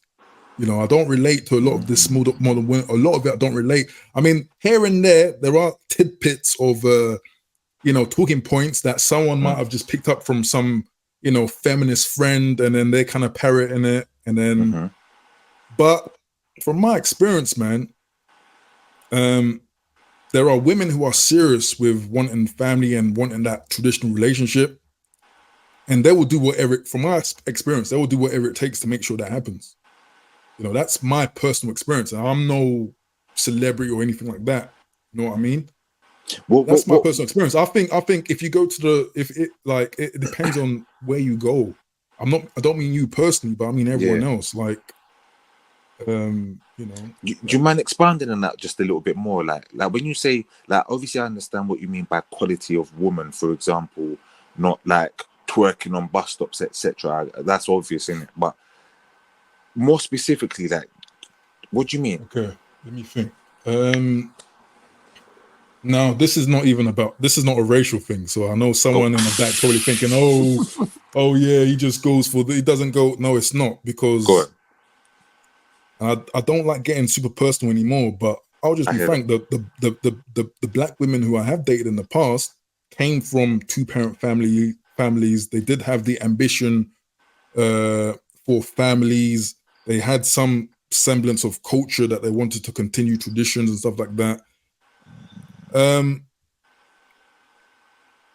That's what I mean, you know. That makes a bit of sense. It's gonna be hard to express, but there's a thing where a certain type of personality just makes my spider senses tingle. I will never get down with the ratchet. I've always been evading that type of demographic. You know what I mean?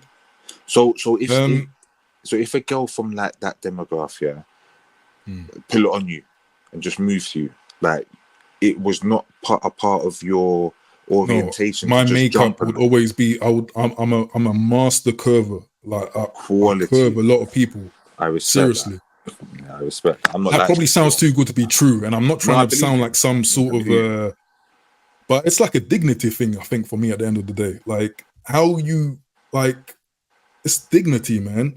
And the thing is, when you end up in a lot of crappy type of relationships or situations, it's like so many men get trapped or lost in those situations. You know what I mean? Like, so many men build bonds, get attached. Some people have accident kids, and then that's you for life. Like, I've always been evasive of that, man. That's why I'm generally against like the casual arrangement thing, because I think it sets up a lot of people on a bad route. You know, that's interesting. Still, that's my orientation, I have to admit, because I noticed when you were on the live stream yesterday, you were talking about how you were talking about the pub culture. Damn, man, you cut off again, but I'm sure it's gonna come up at any point. Salute to everyone in the building. Did anyone else on the panel wants to jump in at any point about anything? Yeah, sure. Sure. Talking about the high value and the high value and women and the modern man and all that's like whatever high value man. The thing is they both lead to one thing, and that's hedonism. There's no actual end to it. Because when you really look at it, right, it's like when you hear, oh, I want a high value man, right? What happens when you get with that guy and he's no longer deemed high value? Because you dealt with that guy, you now diminish his value, so he's no longer considered high value, then you're going to look for another guy, right? And it's like a consistent, like, less, as some of the people in the red pill space would say, monkey branching, right? And then you have the high value man, right, who is about, I need to get as much money as I can, as much status as I can. But what is that status and money and all that stuff lead to? Right? And really, in my opinion, the high value man and the modern woman is literally the same thing of a different coin, but it's a different gender.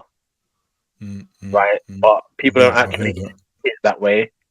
Because it's like, oh yeah, you've got a high body count, but you're the guy with the high value who is racking up that. I couldn't get my head around that, man. Like, people can't really see what is obvious. You can't complain about a 304 with a high body count when you're also saying that you want to go and sleep around, and you're creating the problem that you're complaining about. Like, I've always been like curious about that, man. Right. And it's like, I'm trying to find a man, but I want a high value man, even though there's like, they're the minority. So they're literally like what they are asking for, is literally contradicting themselves. Like, because I've had so much experience, like even in real life and even like in this red pill space, like I could tell who's like a female grifter straight away. I would say there's only one female content creator that I would say that I've noticed who probably isn't a grifter. I don't even want to, let's say, bank on it. And it's by I think her name is called, is it Tay Tay Baby? Might have seen her. She's like this light skin Latina chick from the States. And I'm just like, yeah, a lot of what this woman is saying is spot on. But it's like, to be honest with you, I've never had it in me to watch any female content creator talking about relationship type stuff. I just don't see the value at all, because they're talking from their own perspective, and a lot of them are gonna, they are gonna try to cater to a male audience as well. Because look, it's men that are gonna super chat 100, 500 pounds in the super chat when they hear a woman say certain things. I don't listen to none of them. True. This advice, it's just, you know what I mean? But yeah, there's a lot of grifters around, but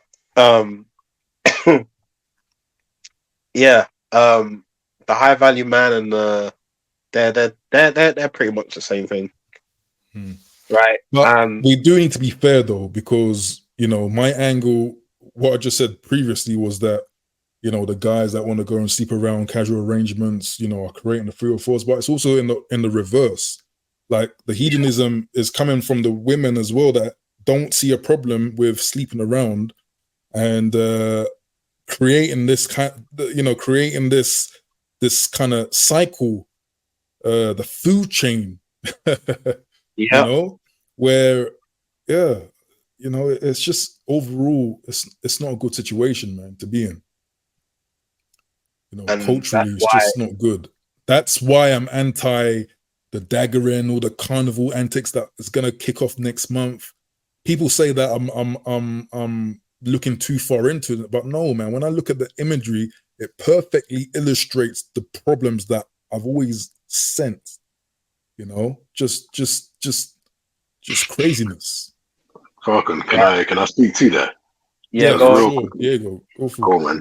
Yeah, so it's interesting that you said that, because when people give pushback against, as you said, concerns over hedonism, shall I say, right? What they don't realize is that carnival is not predominated by Black or Caribbean people anymore. There's a lot of white people. There's a lot of others that come. There are people that come from different parts of the world. It's a big business, worth over $500 million to the economy.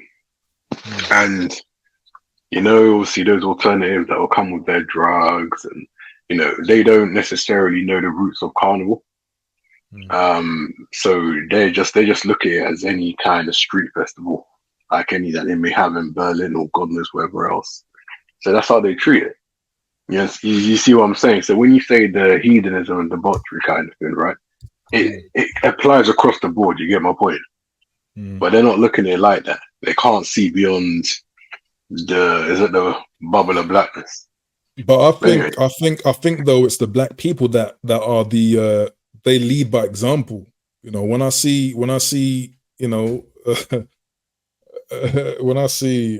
want to name names, but when I see other ethnicities, they're copying. They look like they're copying the thing, like all the whining and stuff, all the dance moves. It looks like they're following along. Like, do you not see that? Yeah, no, I am seeing it, because this is the thing. All of that's popular culture and Celebrityville and all of that, right? And that's what's filled the cultural gap. In many ways, this hedonism has, believe it or not, been more peaceful than if people didn't have popular culture to distract themselves. You understand? So that is ultimately it. I mean, don't get me wrong, obviously popular culture is corrosive, but you can say it's like the lesser of two evils. You see what I'm saying? Yeah. Let me quickly shout out Strider with a $4.99 super chat, man. I really appreciate your support, man. He says, my connection is bad. Anyway, was the use of dating apps like Hinge a part of your lead generation? Literally, I think the last time I used an app was 2017, and that was literally like within a week. I just felt, nah, this is not for me, man. Like, this is real talk. That's just it. I just didn't find it to be natural. I've always been someone that will be outgoing, so that's where I tend to find any kind of romantic interest, you know. But of course, I'm probably an old head now, right? So that's probably old school. I know a lot of people are relying on the dating apps and looking for the best one and looking for the ones that have the better selection criteria or quality, you know. And if that's for you or anyone, you know, in general, I'm not going to knock it. But, you know, my opinion is that the dating apps just, I know a lot of people say they use dating apps to supplement the whole going out thing, but I just have a sense that the quality, like in terms of the people who are gravitating towards dating apps, are people that probably just don't lead good social lives, are probably not very sociable. You know, that was my experience, generally speaking. You know, you might have conversations. You might have conversations where you're doing all the work. You know, you're introducing yourself, and then you're asking the questions. They only know how to answer the question. They don't know how to keep conversation flowing. You know, that is what you will see online, is people that don't have a sense of reciprocation. Like the communication, the sociability is not developed in a way where anything meaningful will come out of that. It's just, yeah, like a lot of people say, it's just to smash. You know, it's just, yeah, let's link up. But anything like decent, I don't really see it coming from dating apps personally, but I could be wrong. But salute to Uchiha Strider, man, with the super chat. I really appreciate that. Do you agree with that, JM? Or say again? Do you genuinely agree with my take on the dating apps? Or... Yeah, I agree. The reason why is most of my relationships actually came from me being in the real world. I have actually had very little use of dating apps, right? The only time I really say when I really experimented on a dating app was actually in the year 2022 to actually, and that was to use Hinge, right? To see what the big deal is about these dating apps, right? And on this, when I started getting rejected a lot, yeah, it did have a toll on people's self-esteem and mental health. But then, well, on my mental health and self-esteem, thinking, oh, why am I not? Thing is, it's because really, when you really look at dating apps, first you got to take into consideration these algorithms are actually rigged so that they actually make more money, right? That's why they have things like, I know pretty much good about IT and algorithms. Is that why do you think they have things like gold and premium editions of the dating app? Right, because they're not actually giving you the full, let's say, the full. Hell no, they have to pay to play. They need that. They need your money, man. They need your blood. Right. When if I was actually to say, hey, look, what's the best way to get a girlfriend? Right, which I've had multiple girlfriends, is put yourself in a social circle, meet a new person, which will put you in a new social circle, and then eventually someone is going to turn up. Put your best self out there at the time. If you know deep down in yourself you're attractive, you know you can speak well, and just put yourself out there. Eventually, someone's going to be interested in you. The thing is that you can't avoid that path, right? It's always going to come to a point where you're going to meet. So it's like, yeah, you know, with the dating app stuff, it's just loads of texting and communication up to that point. When if you just bump into someone, if you vibe on the spot, you've had a head start literally from most people who I've known of some people that will be in a sociable place like a bar or something, and they'll literally be on their phone swiping, like when there's literally probably loads of singles around them, and this is what's happened. Like it's made people very awkward and just for me strange, man. It is because because you know this idea of like incels, right? When Mhm. we have people talk about incels and incel culture, right? Mm. What I tend to like, there's one video which absolutely destroyed the narrative of what was it? Oh, you've got to be in the top 1% of men to attract someone. And the thing is, that's all BS because I was never in the top 1%, whatever the top 1% is. I never was in that Just be a category. president, bro. Just be prime minister, bro. That's the top Just one. get, you know, get 22-inch arms and the 49 chest, man. Don't worry about it, no, man. it's going bizarre, man. People like they imagine this is imagination, basically. You know, it's just people's imagination, and I understand because it's like if you get rejected a lot, and if you just it becomes like a myth. You know what I mean? It feels like a myth to actually have an attractive mate where you're doing all the old school stuff. You're going out and you're actually, you know, being together. I can get it, but man, it's just a Right. mess, man. In 2050, it's going to be like women's standards on social media is like, yeah, but can your man fly? You know what I mean? Like unrealistic expectations. And I think social media did that on their heads. Instagram, all them ones there. Because With the all that thing, perfectionism and the yeah. you know all the filter stuff, yeah. And another thing that also completely destroys this 1% myth is I've got disabled people who actually have girlfriends and wives. And the categories, and they're definitely not in the 1%. Some of them don't even have jobs, but they have wives and relationships. So that completely destroys the myth there of, oh, you need to be this type of dude. And it's messed. And the thing is the amount of pressure it puts on the youth, right?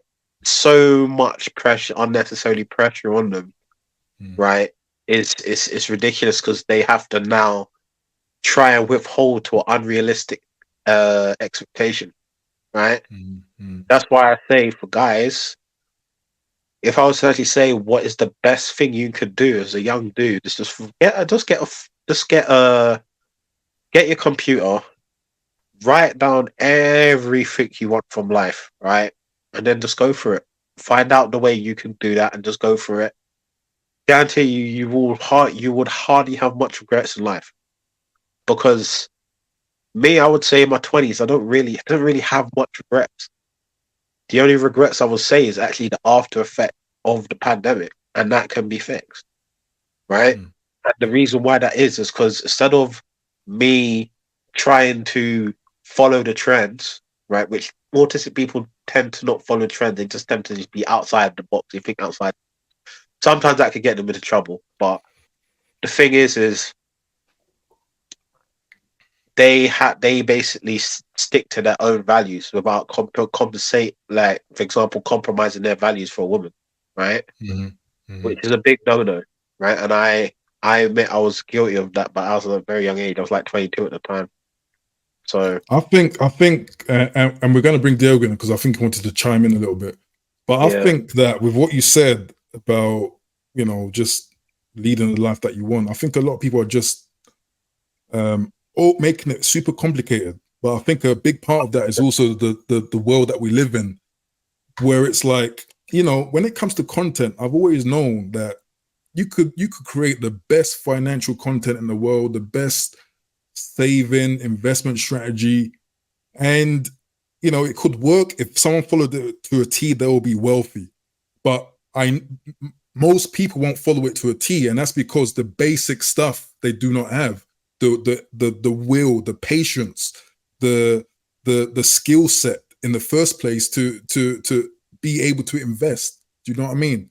So it's like for me, the whole quote unquote self-improvement is all about the kind of foundation stuff, the character, the mentality, the psychology. You know, that's why I have a very opposing attitude to people when I hear the self defeatist mindset in any form. I always push back because I know that is the seed that will make a person just fail in anything. Do you know what I mean? It's like from that foundation is what needs to be amended in order to um, in order to flourish, in my opinion. You know, the way you think about yourself, the way you see yourself is the initial part of that uplift, you know, of that takeoff. You know, and I think a lot of people in this world, they believe that they're not good enough. They think, oh, you need to be top 1%. You need the 10 pack. You need all these things that, to be honest, the people that a lot of these people want don't care about. And again, going back to the social media thing and the podcast and all of that, it's these characters who are displaying this myth that this is what it is. But if you come out in the world and you're a bit more social, you will see that that's not the case. A lot of this is trumped up and it's fake. Yeah. You know, it's fraudulent. Like the old school. Yeah, sorry, go on. Right. No, I was just about the old school method will always prevail because it's evolved, you know, to speak to a person, right? Don't use text messaging and technology as a crutch. Do you know what I mean? It's like, for me, it's a very basic thing that people, and even though it's basic and fundamental, it's still gonna take a lot of undoing to correct it. And what I mean by that is, if you've lived like 10, 20 years from like the age of 18 with a mindset that is just so messed up that you just can't grow from, to reverse that is going to take a lot. And that's where the patience comes in. That's where the you know, affirmations come in, the time to just meditate, be quiet, and actually just think about life. You know, the speed at which a lot of people are running on, they don't even have that time to think with, you know, think about what they actually want. Exactly. It's such a thing that's right underneath our nose, but it's like, it's one of those things where it's hard to reach out to grab. I might just not be making sense, but that's just how I feel, man. But sorry, you wanted to say something. Nah, I don't even know what I was going to say, but yeah, I was long-winded, man. Apologies for that. Apologies for that. This is all good, man. Express yourself. Yeah, no worries. I think Diego wanted to come in at some point, but maybe we went long-winded and he might have forgotten it. But if you wanted to jump in, Diego, feel free to, if you remember what you wanted to chime in on. Okay. I don't remember, to be honest. Apologies, man. When I hear you come in, I'm just gonna say come in. It's one of those. Yeah, no problem, man. No problem. But salute to MJA 2873 in the building, man, with the $2 super chat, man. Where's my gun? It's already blasted, and it's slow as hell. But I really appreciate you, MJA, for the support and the streams. He asked a great question. Are men incapable of love? So are men incapable of love? And he follows up with another $2 super chat. I really appreciate that, bro. He says, according to Princella Clark, we are not capable of love. So this is a great question for everyone in the chat and for the panelists. Are men capable of love? If anyone wants to answer that. I'll say yeah. I'll say obviously yeah. I think men do love very deeply, right? And the thing is like it feels like it's a trap, right? Where you have terms like falling in love, right? With when you hear like men talk about it, it's like it's almost as it's a trap, and to an extent, yeah, because that's when you don't actually start looking at things logically, right? Because when I was when I was a lot more younger, there was things I was doing when I actually look back at my life and I think, oh snap, why was I doing that? Right? What, when you were in love? Yeah. So the thing is, it's like as you get older and you have more responsibilities, you have to be very more emotionally aware in terms of, and have more self-awareness in terms of why are you feeling this way? Because if you don't, there can be some like serious ramifications. right? Even though it's a good feeling. Like that's another thing that's on my F as well, right? Is Mm. things that feel good are not necessarily good for you, right? For example, Absolutely. falling in love with the wrong person, big problem, right? And that was a weakness I say I probably had in my 20s, where I was falling for people that I would say weren't actually, let's say, progressive or helpful in terms of having a Mm. healthy relationship. So my Mm. question is, yeah. Another thing as well is when breakups happen, I have a theory that men don't actually move on from their relationships. They just remove themselves from it and they bear it. Mm.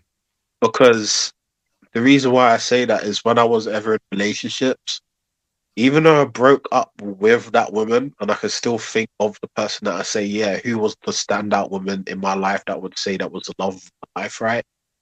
I still know their person. I still know what their face looked like. I still know their first and second name, right? Even how many years into the future, right?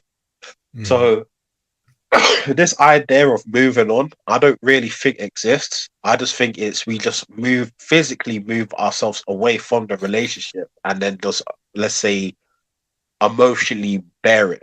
And I mean someone you genuinely love. You're not talking about someone that you just had like a short-term fling with, someone that you've had a relationship with. So when I hear people say, "Oh, you've got to move on," I think that's actually a myth, Mm. right? That's interesting. That's interesting. I mean, like you said, to answer MJA's question, of course, men are capable of love because all love is for me is just a hormonal response, right? At the hormonal level. What is that pair bonding hormone that is secreted when we are intimate and stuff? Is it oxytocin? You know, Oxytocin. that is a response, and there's evolutionary reasons, good reasons why we had those attachments, right? It's not just falling in love, just just like it's some airy fairy type of disposition. It's to form bonds and to make the family become a unit, right? So so you have the paternal instinct, you have maternal instincts. The parents won't ditch their kids like some other creatures do, right? Or you won't cannibalize your kids. You will tend to want to look after your kids, and so I see love in that way. It's just like a chemical response, and it makes sense to me. I think, yeah, of course, men can fall in love. Um, if Princella Clark is a woman, I can understand why she might think so. With with the way some men can kind of quickly move on, or we talk about polygyny, the way some men can have multiple partners and claim to treat them all the same and stuff like that. But in terms of moving on from from loved ones, like of course we're all going to be built different. We're all going to have different expressions and different connections, like you said, different caliber of people. But for me personally,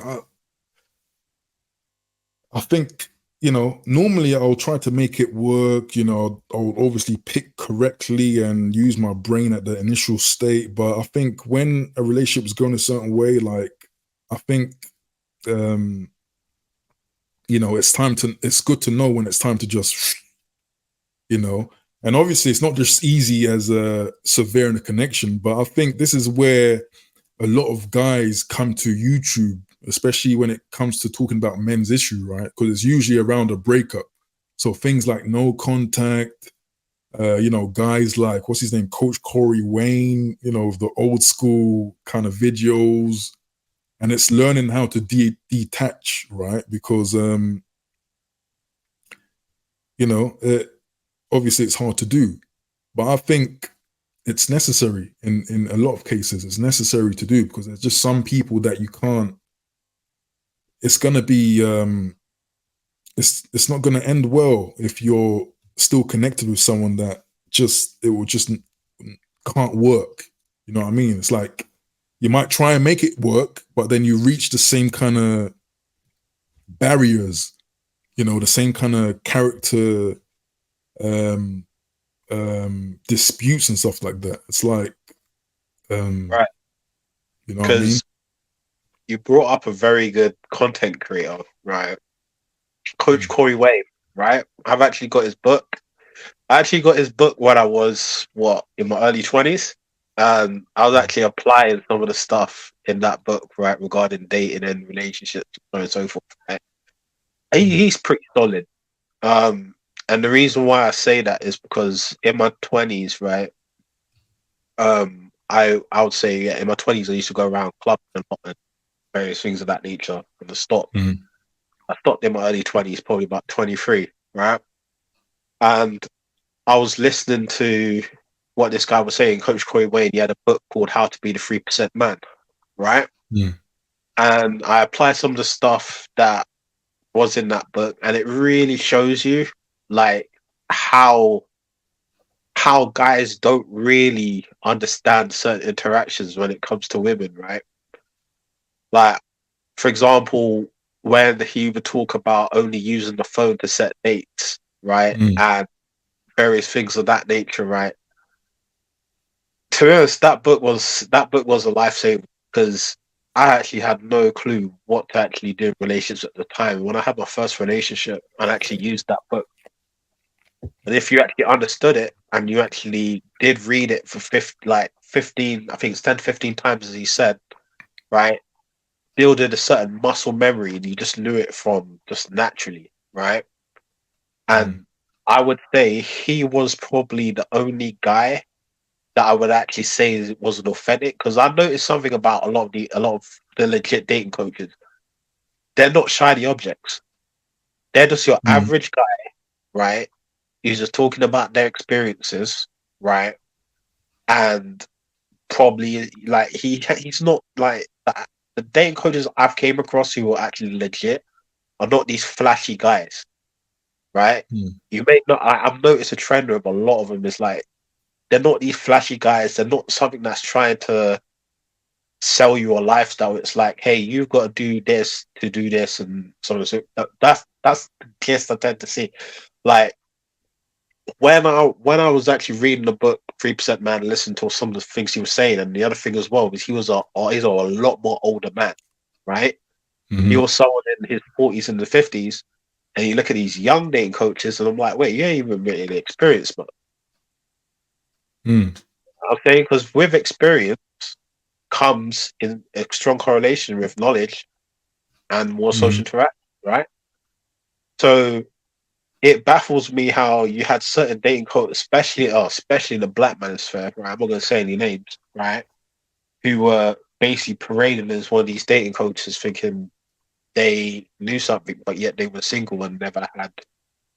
It's like, you know what I mean? Like, that's why that's another kind of thing that people need to be aware of. Like it's like a meme now. People talking about relationships who don't have relationships, or right. You get these expert relationship advice gurus that just don't know that, like they're divorcees. Like a lot of the therapists, a lot of the what they call couples therapy people, a lot of them are basically single divorcees, and they are trying to advise people in how to fix their issues. Like, that's crazy to me. Right, because you got to be through stuff and you've got to navigate through. Because the thing is like, it's like, for example, with me and breakups, right? Breakups, in my opinion, I just don't see no point of being friends with an ex, right? Because it's like there's in either way you put, like, when you're friends with an ex, you put yourself in a losing situation, right? Now, why'd you say that? Just to clarify. I'll give you an example, right? So when there was one time when I was in a relationship, right? This was in, I think, 2014, right? 2014, this was during the World Cup. I think it was in South Africa or so forth, right? And the thing is in the end of the day, right? If I'm in a relationship and it ends, and you give me a reason why you're breaking up with me, right? That's it. Like, that's it there. Like, there's no point in me being your friend because I'm just gonna be disingenuous because in the back of my mind, I probably just want to get back with you or just do a thing with you. But you see me as a Mhm. platonic friend, right? So if you see me as a platonic friend and I'm not gonna have you as a romantic partner, Mm. my best logically the best thing for me to do is to just get out of there, no contact cut, explain the reasons why, and then just bounce.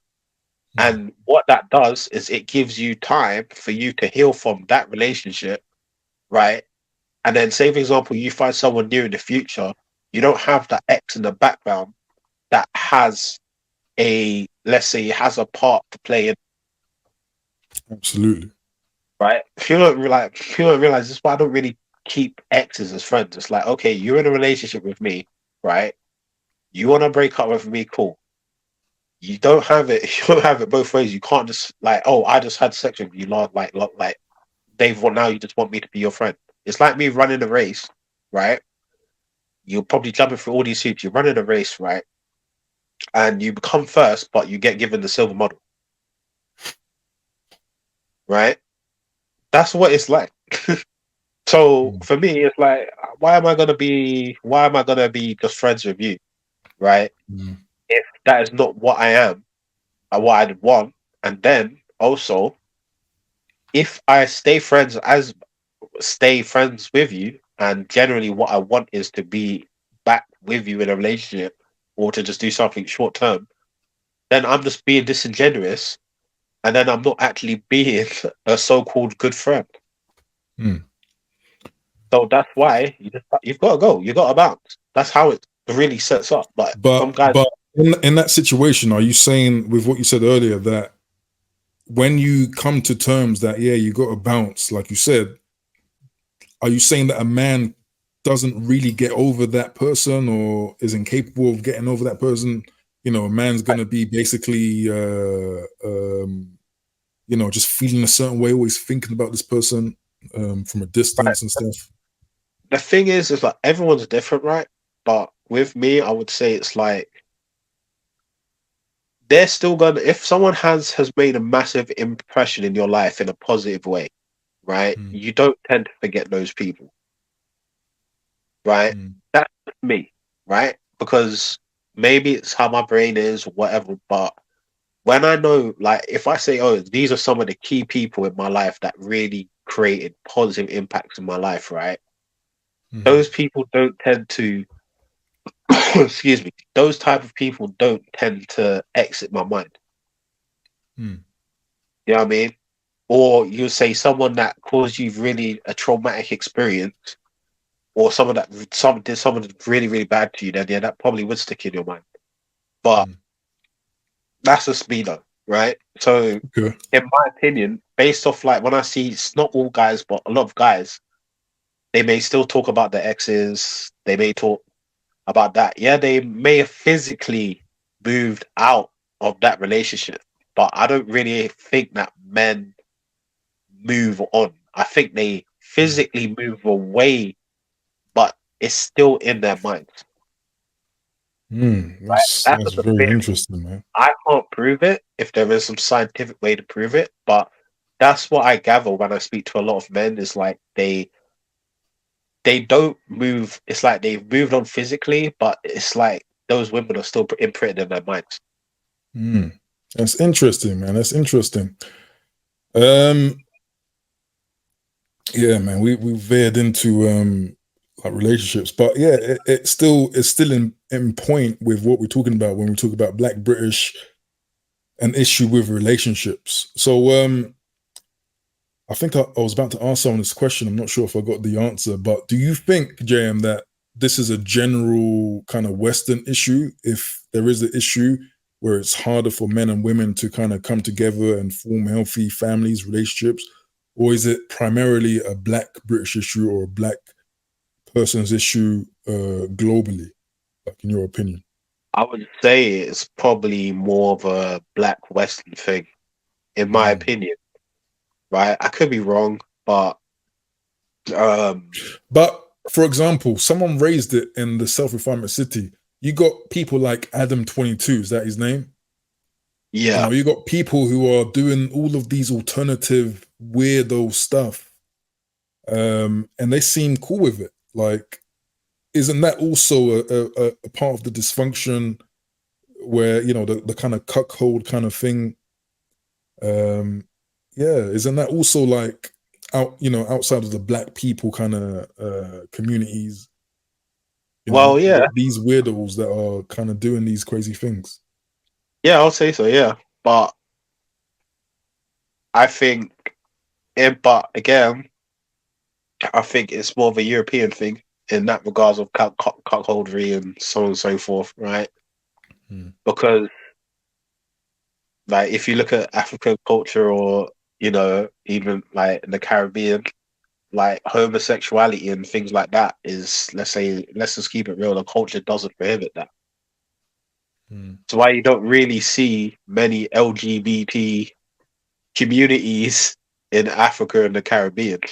No, right? but I mean if like to go to the point is that what I'm saying is that if there is a clear dysfunction in the Black British community, then surely it should be the same in, for example, the white British community, because of apparently that cultural facet that is obviously just going to be dysfunctional, and it's not going to lead to anything kind of healthy or anything that we know as human beings to kind of, be I'll like say a productive thing. Type of dysfunction.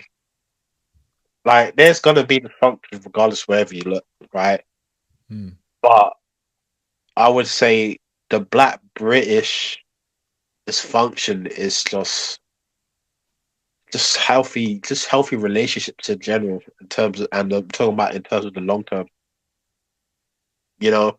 Maybe we're just not looking that further. Maybe we're just living for the now. Maybe, I don't know, but it's like when I look at how most relationships are in, even in my social circle, so forth, it's either the dad's not around, dead, or ill. And I would say, I've only seen a handful. I haven't really seen much where the fathers are around, right? I haven't really seen an example where I could say, oh, hey, that is a healthy relationship, right? Because I've seen other examples of what a healthy relationship is, and that isn't from predominantly Black communities. So am I too sensitive when I bring up things like carnival and the kind of antics that go on? Like, do you think that I'm being like, because I think for me, these things that people might think are small little, just quirky cultural facets that are just kind of there here and there, I think this type of behavior is what leads up to the bigger community-wide problems that we talk about, 100%. in my opinion. Because again, carnival, I hate using that example, but it's even before carnival, private parties, kids are going to be looking at a way, certain people are dancing, right? And then they're going to emulate it. And then that's going to be the theme. And then, hey, when I was 10 years old in some grimy flats, like, I was kind of emulating stuff at 10 years old. I didn't know what the hell I was doing, but do you know what I mean? It's like, this is the seed that gets planted, and then lo and behold, when there's STDs rampant, there's all these kids that are born out of wedlock and have issues because they've never seen a healthy family. I think this is part of the problem. It is part of the problem. Yeah. In regards of what you're saying, like, you're being too sensitive, no. And the reason why I say that is I have actually been part of the carnival. This was probably in the 2010s. I was actually in a relationship at the time. And the evolution of the carnival over time, right, is a place called the Panton Arts, right? That was the base that I actually had to go through. There's a guy called Ansel Wong, right? CB, right? And the way it has changed is when you hear the older folks talking about the carnival, right? For example, my mother, like, she's really old, right? She's like in her late 70s, right? when I hear other people like older generations, maybe even up to the Windrush generation, they notice that it's become more sexualized, hypersexual. When Carnival was more about the arts, the music. When we really look at now what Carnival has become now, it's really become the grind fest in terms of who can get the most grinds on who first, right? Who can make up the most noise, right? What Carnival initially was at the beginning was about the music, the arts, and the culture. That's what Carnival was about, right? And I saw that evolution change over time. It became more slackness. People were wearing a lot more less clothes. Everyone's more revealing now, right? This is it's not safe as it used to be. Because I remember one where they're in the carnival, they would think there were stewards, right? And these stewards, their goals was to separate the carnival floats from the actual general public, right? What happened now is not even the stewards can do their job because they're drunk too. So they can't yes, right? They can't even protect them. They're not even doing their job, right? There was a time where I nearly got crushed to death in the carnival, right? Where what I had to do was I literally had to find a way to get back into the bus because I was literally panicking. I thought, I'm going to get crushed to death here because the crowd flow wasn't being sorted because of there's no separation between the float and the pub. What the hell is this, man? Yeah. Right.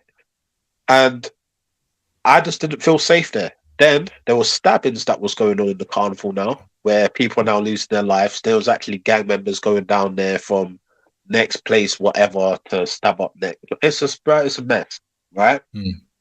And there was another thing they had, which was the kiddie carnival as well. I don't know what's going on with that because I have completely excommunicated myself away from the Notting Hill Carnival. I think my last carnival was probably 2015 or 2016, and then from upwards, I saw a change, and from there I didn't really look back. Like I don't even bother going back there. Yeah, I think I last went when I was probably 10, like as a kid. Right. But it's like, because I'm aware of I know what's going to happen. I've got the, It's just, if you know what's going to happen, if you understand, like, and I'm trying to avoid detail, then you just know that, it's not a place to go to enjoy it anymore. Yeah, not. And there's certain things I see there where I'm just like, the police joining in. Excuse me. I don't know what type of message that gives. Like, are you there to maintain order? The police whining as well. Yeah, I just find that, and I mean the proper. I'm not talking about like these fake pranksters who are wearing fake police uniforms. Because I know that. For real. But I'm talking about the actual real police officers. I remember there was one police officer that said that she was sexually harassed by another black man, right? Because she felt very uncomfortable, which I completely understand. Where it comes to consent, but it's like a lot of the police are neutered. Like it's like because is this a cultural thing? It feels kind of weird and sexual, but I'm not going to say anything. Otherwise, I'm going to probably be classed as a racist if I say that this is barbaric behavior. You know what I mean? Right. And when I when I talk to some of my white friends about this, right? Because again, I get to have the uncomfortable conversations, right? But when they look at it, they just think, I remember once where he was saying that, is this what black people do? Like, I guess this is just a day of black people being dysfunctional again.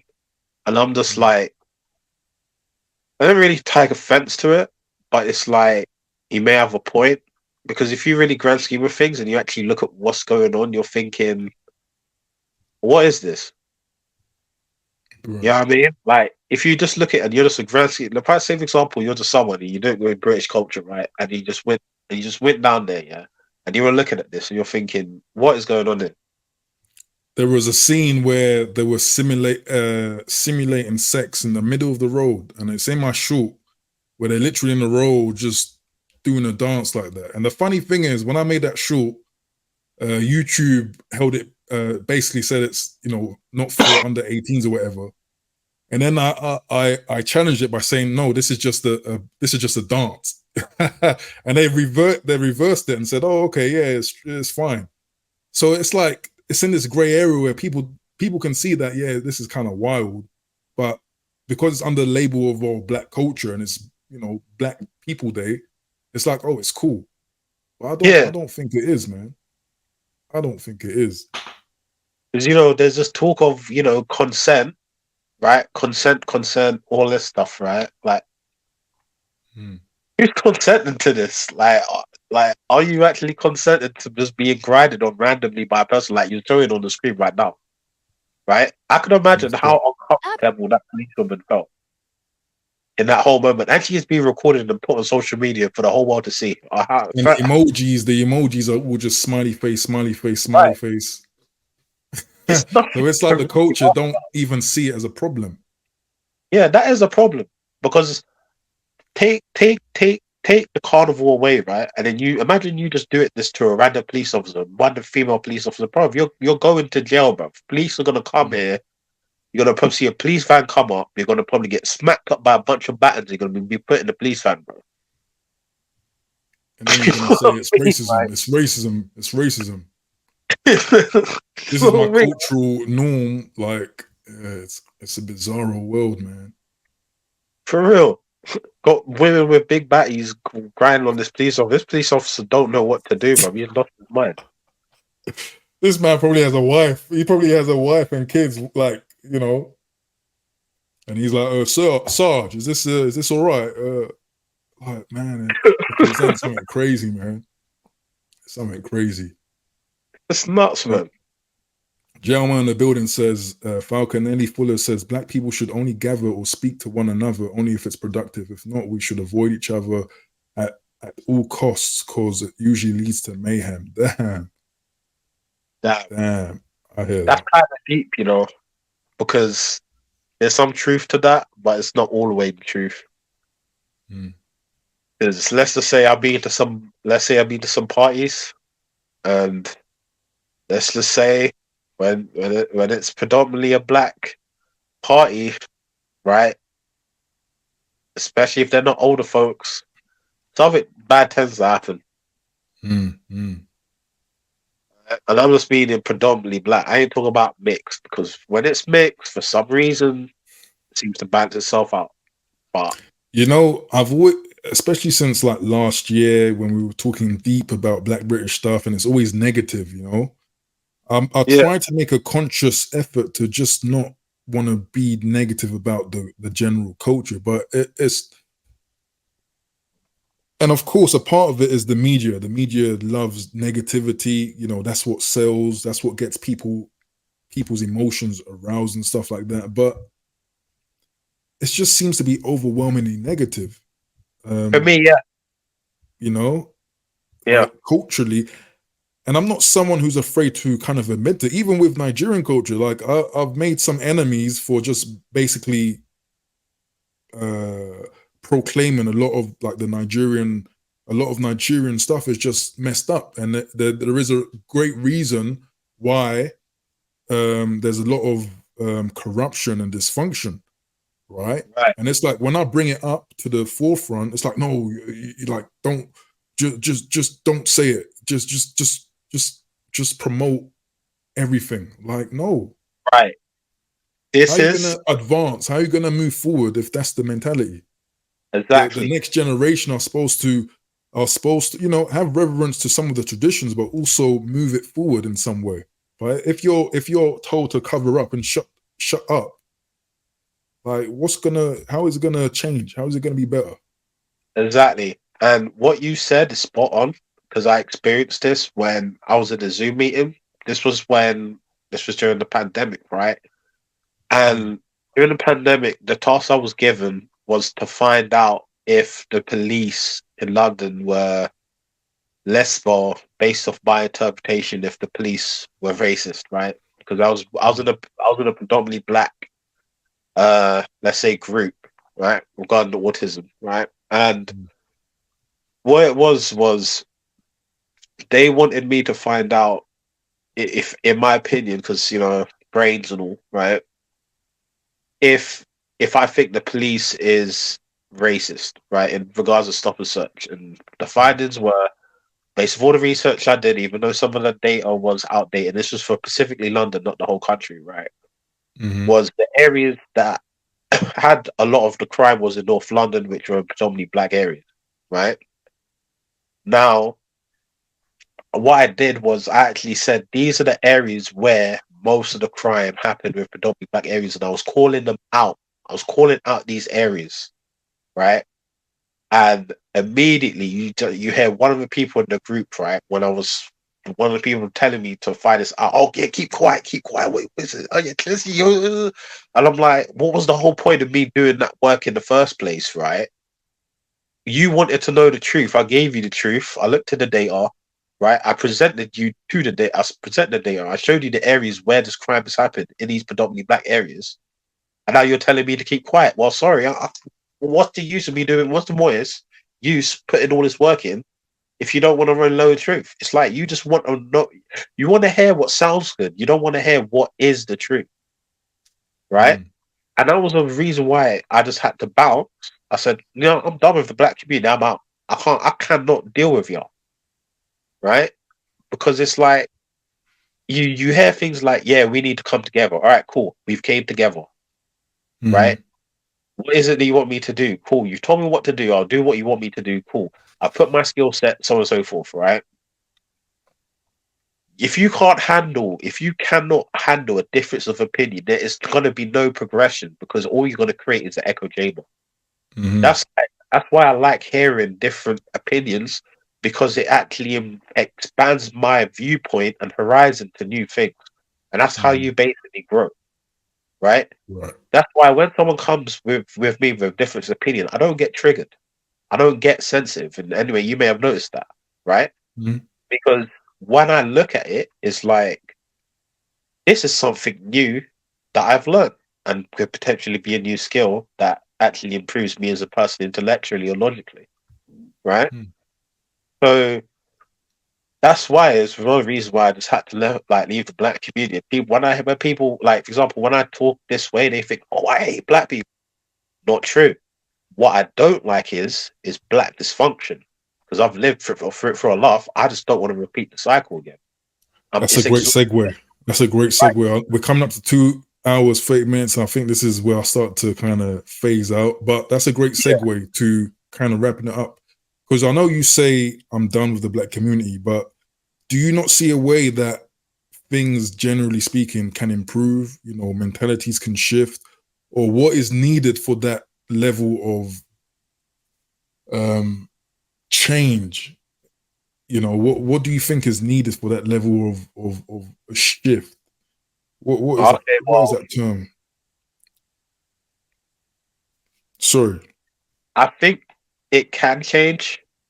I never say I can't. It can, but to be honest, it's already started. It's actually started with the space right here, right? The fact that we can actually have conversations, right, here in this country online from different walks of life, right? Black people have different opinions. You may have one who's the badger. I'm the badger. You may have someone who is very deep in their black history, and we can all get along. That's already a change, right? People don't really look at the small incremental changes, right? Another thing I would say is this idea that I always hear this, oh yeah, we must unite, we must all come together, bro. I've heard this so many times, and I've done this so many times to a point where it's just whatever. I just think it is where individual people are just gonna have to have their own individuality and then bounce ideas off each other. And that's probably the way it's probably gonna have to be.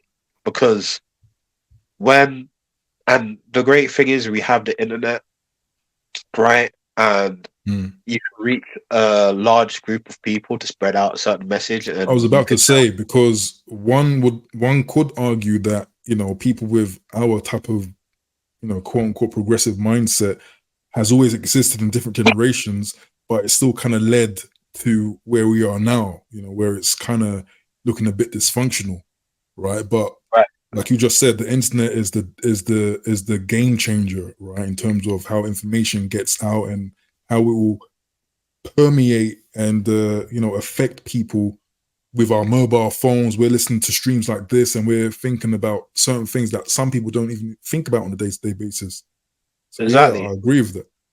And you know what cracks me up is, you know, Mm. when you hear, that's what I have to say his name, man. You know, he's big guy, big pro back guy in the US, right? Mm-hmm. And it's what's his name? I think it's Umar Johnson, right? Mm-hmm. Even though, yeah, he's got a sharp mind. Immediately, I hear that it's like you have with him. It's like you got to have a hive mind, right? Because when you Yeah. hear things like, oh, the let's say the badgers, right? The American term for badgers, right? Mm-hmm. He says, "Oh, we got to get rid." No, actually, you need to work with those guys because those are the guys that actually give you a different mindset, right? And actually has connections to people in the more higher and upper places. This is the thing, right? It may sound, people may think, "Oh, this is insane," so on and so forth. Because when you actually look at the results, like, hey, the score hasn't been built yet. Yes, on a, you know what, on a technical level, in some way, I agree with that. You know, obviously, it helps to have very different opinions and mindsets and stuff like that. I agree with that, but I think when we talk about, and you know, it's very contentious what a raccoon is, right? What it is. For me, it's someone who, from what I've seen, it's someone that just has come to a point where they just don't like their community. They don't like to associate with it. They will do things like change their native name that was given to them to, you know, an Anglo-sized one. They will just repelled by everything from their community. And a person like that, personally, I just don't see as someone that will have, you know, the best interest of said community, in my opinion, because some people with that mindset get to a certain point where they just see they just can't really, they don't even want to be a part of it. Do you know what I mean? I get you. But probably that's an extreme version. To be fair, that's probably an extreme version that's undergone a lot of it could be some mental torture in their upbringing, and they just see the world in a certain way. You know, I've met some black people who refer to black people as monkeys, and these are black people. You know, so people like that, yeah, I can't really, I don't really want to entertain, to be honest, because it's like Yeah, some those people are types, already yeah, kind of gone. it's completely understandable. But You know? it's like, yeah, like I just don't like it can change, but I just don't see it. Like the But I fact that understand what you mean. Again, I understand what you mean about we need to have an open mind. We can't be echo chambers. We can't, you know, because again, the person who is opposed from the so-called raccoon has these stringent things or this pathway that you as a black person should always follow, which is stupid because it yeah, negates your humanity. It negates your different, the thing that makes you individual, right? So you literally have to work like you're in a hive. Like I don't know if you've seen Star Trek, like the Borg Collective. Like you're literally programmed in this, like an ant, like yeah. working for one nest, which is insane, right? But yeah, you know, it's long, man. And the only time I will know it will change is when those, you know, those five things I spoke about previously. Mm-hmm. When I see there's an active, let's say an active, let's say focus on those things, then I will say, yeah, it's probably is going to change. But right now, what I'm seeing is they seem to be focused on the same things, even though the glaring problems is staring them right in the face. But that's True just me. indeed. Hey, true indeed, man. True indeed. But hey, JM, I just want to say thanks for hopping on, man. I think I'm gonna call it a night. No worries. But I really appreciate it. I think this was a great conversation. Wherever it went, it was meaningful in my opinion. So I really appreciate you coming up, man. Yeah. So I hope to see you soon in the future. Yep. Yep. Salute to you, man. Peace. Peace. Peace. Okay, man. I just want to show appreciation to everyone who came through. Again, this was a kind of unintentional open live stream where we just, you know, talk, get things off of our mind and stuff like that. Did Jelmo saying we need a part 2? Yeah, I might make this a series actually, just to chop it up. No particular topic, because I think it helps. Right? You can let me know in the chat or in the comments if it helps. But if you do want to see more, please do show support and liking. I appreciate everyone who came through in the super chat, everyone who came up in the panels, man. I really do appreciate everyone showing love and support, and everyone that said happy birthday, man. I really do appreciate that. You know, it's a great day. You know, great day, July, great month. But yeah, with that being said, I'm gonna be away for at least a week. So the usual Tuesday stream won't be there. The usual Friday stream won't be there. I might do a stream tomorrow, okay, but I'm gonna let you know in advance, right? But yeah, with that being said, man, I appreciate everyone coming through. We might make this a series, so look out for that. Check out all my other videos that's been uploaded in the past week, man. But I really do appreciate everyone coming through. And with that said, I'm gonna bid you all a good night. You know, comment your thoughts below. What do you think about some of the talking points? Feel free to comment it. You can extend this conversation, this dialogue, this topic, this subject. You know, it'd be good to hear your thoughts. But with that being said, peace. Now let me line up one of my intros.